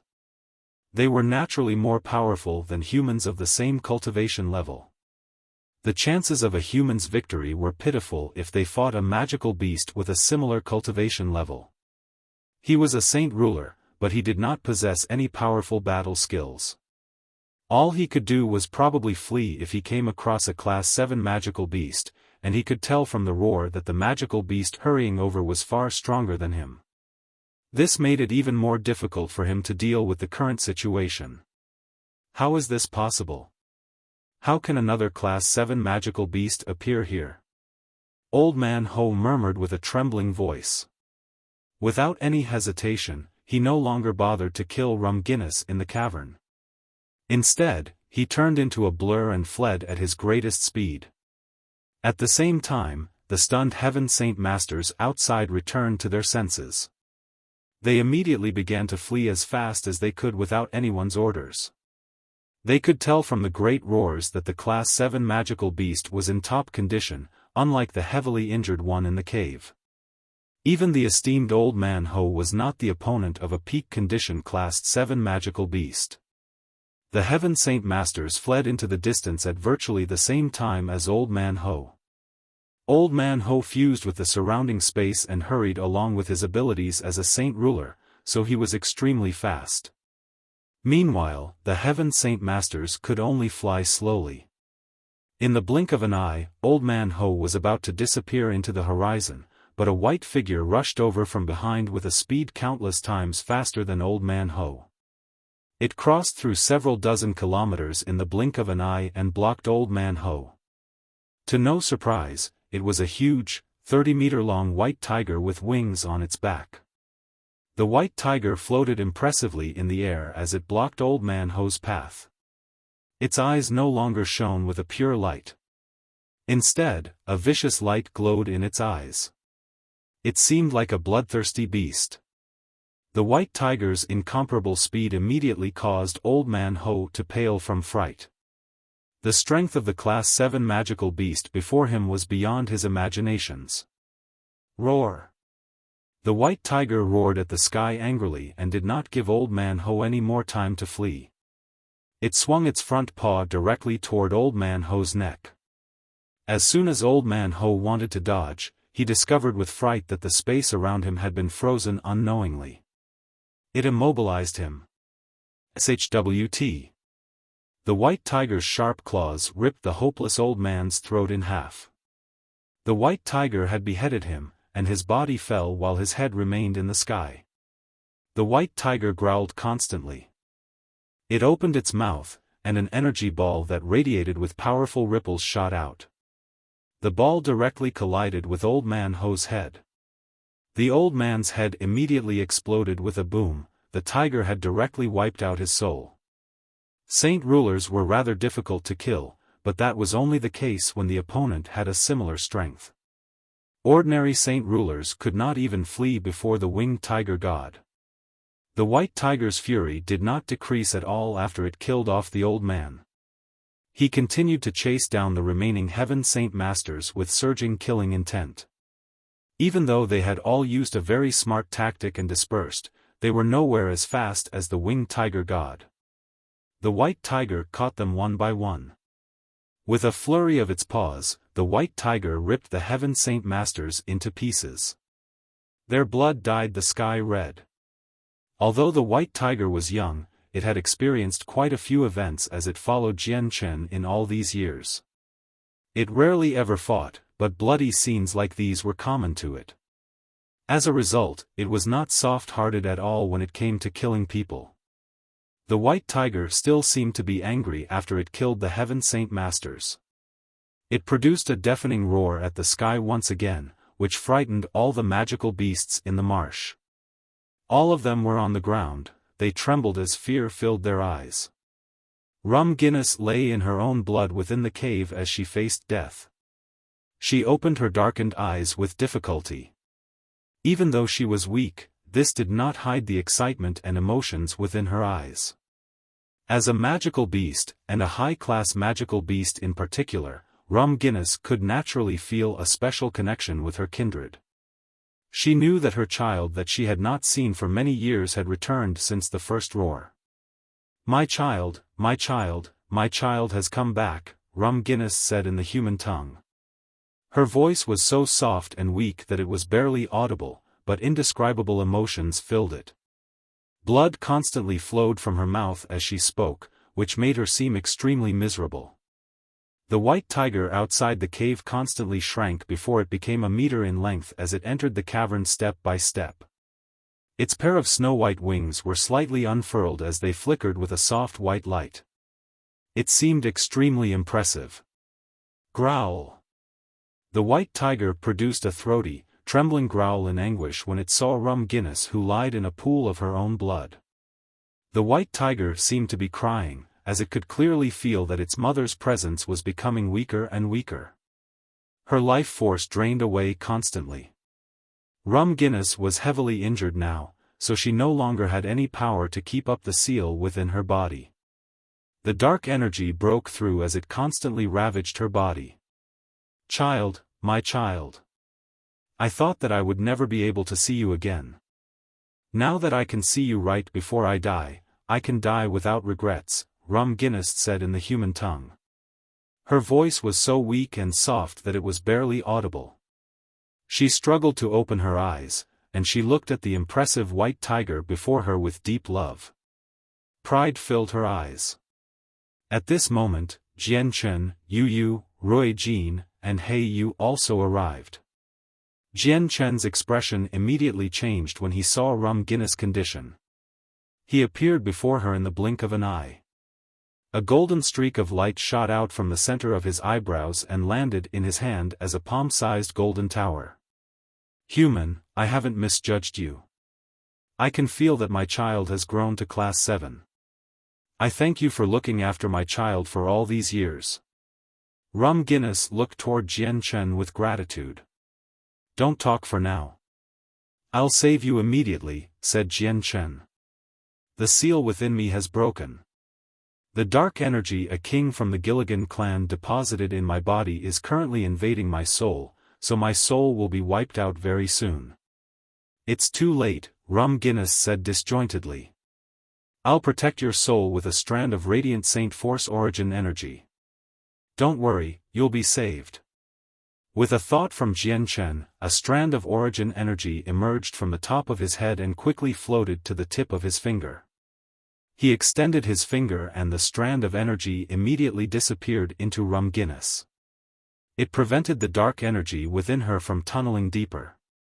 Afterward, Jian Chen immediately contacted the artifact spirit to bring Rum Guinness into the artifact space without any hesitation. Right now, Rum Guinness was in an extremely dangerous situation. He could heal her with his abilities as a Class 7 Radiant Saint Master, but the artifact spirit's abilities were even greater. He chose to let the artifact spirit heal her personally as a safety measure. The white tiger nervously stared at the saint artifact that floated in the air.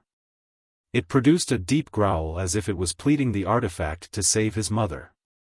Jian Chen rubbed the white tiger's head and said, "Xiao Bai, don't worry. It's not like you don't know what the artifact spirit is capable of. Don't worry, he'll definitely save your mother. Your mother will be fine. Let's go. We should enter the artifact space as well." Afterward, Jian Chen entered the artifact space with Yu Yu and the white tiger. Only Rui Jin and He Yu remained outside as they kept guard.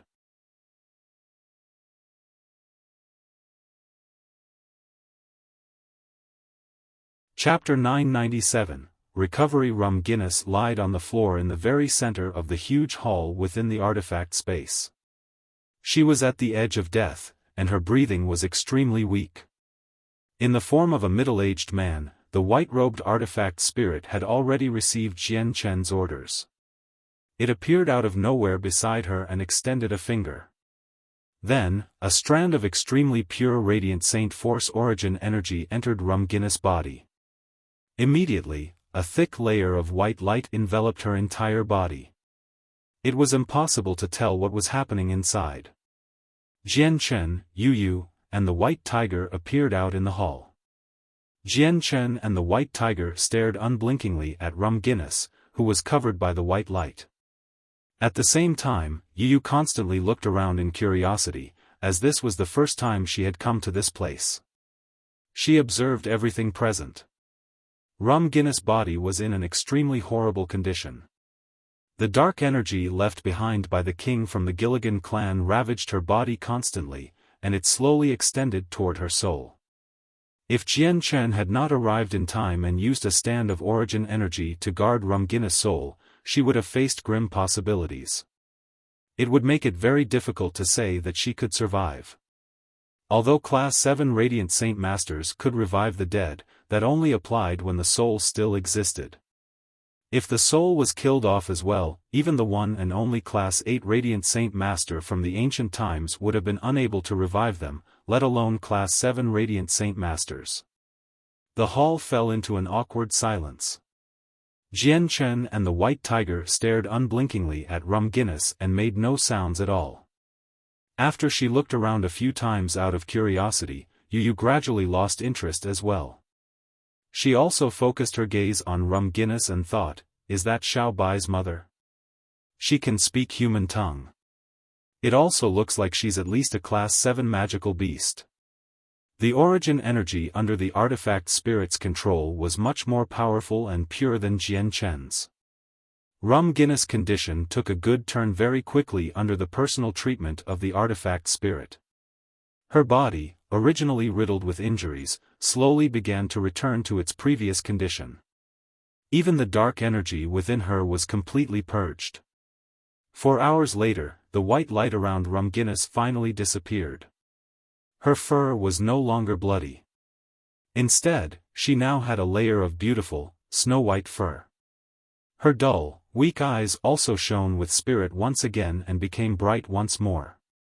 The artifact spirit's origin energy was far beyond anything that Jian Chen could match up to.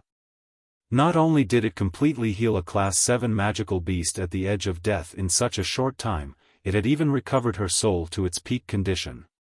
Rum Guinness slowly rose up from the ground. Although her injuries had been completely healed, her energy had not been replenished at all. As a result, she was still drained and very weak, which made it rather difficult even when she just tried to stand up. Rum Guinness' body changed, and she turned into her human form very quickly. She became an extremely sturdy middle-aged woman. I thank you for saving my life. Not only would I have failed to see my child ever again if you hadn't made it on time, I would not even be able to survive any longer. The kindness you have shown the two of us is so great that I cannot return it even with my life, Rum Guinness thanked Jian Chen. Jian Chen smiled calmly and replied, Senior, you don't need to be so polite. I sure have made you suffer though, making you wait so long before I could heal your injuries completely. Jian Chen looked at the white tiger when he reached this point, before he continued, Senior, you have not seen your son in so many years. You must have a lot to say, so I won't disturb you any longer. The two of you should catch up properly. With that, Jian Chen and Yu Yu directly left the hall. They gave the two of them plenty of space. After Jian Chen and Yu Yu had left, Rum Guinness looked at the impressive white tiger. She could naturally tell at first glance that her son was a Class 7 magical beast already. When the white tiger had first left her side, it was still a cub that could not even open its eyes. Now, it had become a powerful Class 7 magical beast. Its growth speed was so great that even Rum Guinness felt extremely shocked. She also felt great excitement and happiness. Jian Chen and Yu Yu walked beside each other and arrived on a nearby slope. Jian Chen looked into the distance. Then, he sighed deeply. Jian Chen had finally completed a task that had burdened his mind for many years. Rum Guinness was finally healed, and Xiao Bai had reunited with her. Yu Yu stood silently beside him. She hugged Jian Chen's arm as the light in her eyes flickered. She constantly observed the weird world inside the Saint artifact. It was clearly different in some aspects compared to the world outside. Jian Chen, where is this place? Yu Yu asked. Her voice was as pleasant as a lark's call. This is the space within the Saint artifact, Jian Chen explained the matter of the artifact space to Yu Yu. It immediately allowed her to come to an understanding and widened her horizons. She was amazed. At this moment, a powerful ripple of energy surged through the entire artifact space from the hall. All the Class 7 magical beasts sensed this and looked toward the palace in suspicion immediately. Jian Chen also looked toward the direction where the energy ripples came from. He could feel a vague pressure of the world hidden within. Only the use of heaven or saint-tier battle skills would cause this phenomenon. It's newbies. Looks like he's already achieved some success with his research of the saint-tier battle skill, murmured Jian Chen. However, he also knew just how profound saint-tier battle skills were. They could not be learned so easily. Not to mention that newbies was changing the battle skill to suit himself, which made it even more difficult. Although he had achieved some success, there would still be quite some time before he completely succeeded. Not long afterward, a white figure shot over. It was the white tiger, pulling his mother to Jian Chen's side. As soon as they arrived before Jian Chen, Rum Guinness knelt down toward Jian Chen and bowed her head. Savior, thank you for protecting my child. I have already learned what the Savior has experienced from my child. Not only did the Savior face the pursuit of the king from the Gilligan clan to protect my child, the 10 protector clans even forced you to leave the continent. Savior's kindness is so great that I, Rum Guinness, will use my life to return to the favor. I am willing to work like a slave for Savior. Senior, please get up. Jian Chen quickly helped Rum Guinness off her knees. Although he was stronger than her now, Jian Chen still felt some respect toward Rum Guinness, which was why he still referred to her as Senior. Rum Guinness was a great mother. Just that was enough for Jian Chen to respect her. Afterward, Jian Chen said a few polite words to Rum Guinness, before getting her to recuperate properly. She would leave after she had completely recovered. Growl. The white tiger produced a deep growl as he looked at Rum Guinness. Hatred filled his eyes. Rum Guinness rubbed the white tiger's head and said, "Child, of course, you need to take revenge for your father, but the king of the Gilligan clan is powerful. He's a Class 8 magical beast, and we are not his opponent with our current strength. Child, once you become a Class 8 magical beast, we'll kill our way into the Gilligan clan together and avenge your father." Rum Guinness' voice also became filled with hatred as she reached the end of these words. Years ago, her husband had died at the hands of the king from the Gilligan clan to protect her and her child. His soul had been wiped out. Jian Chen's eyes turned cold when he heard this. He said with a deep voice, "Senior, the Tiger King from the Gilligan clan almost killed me years ago.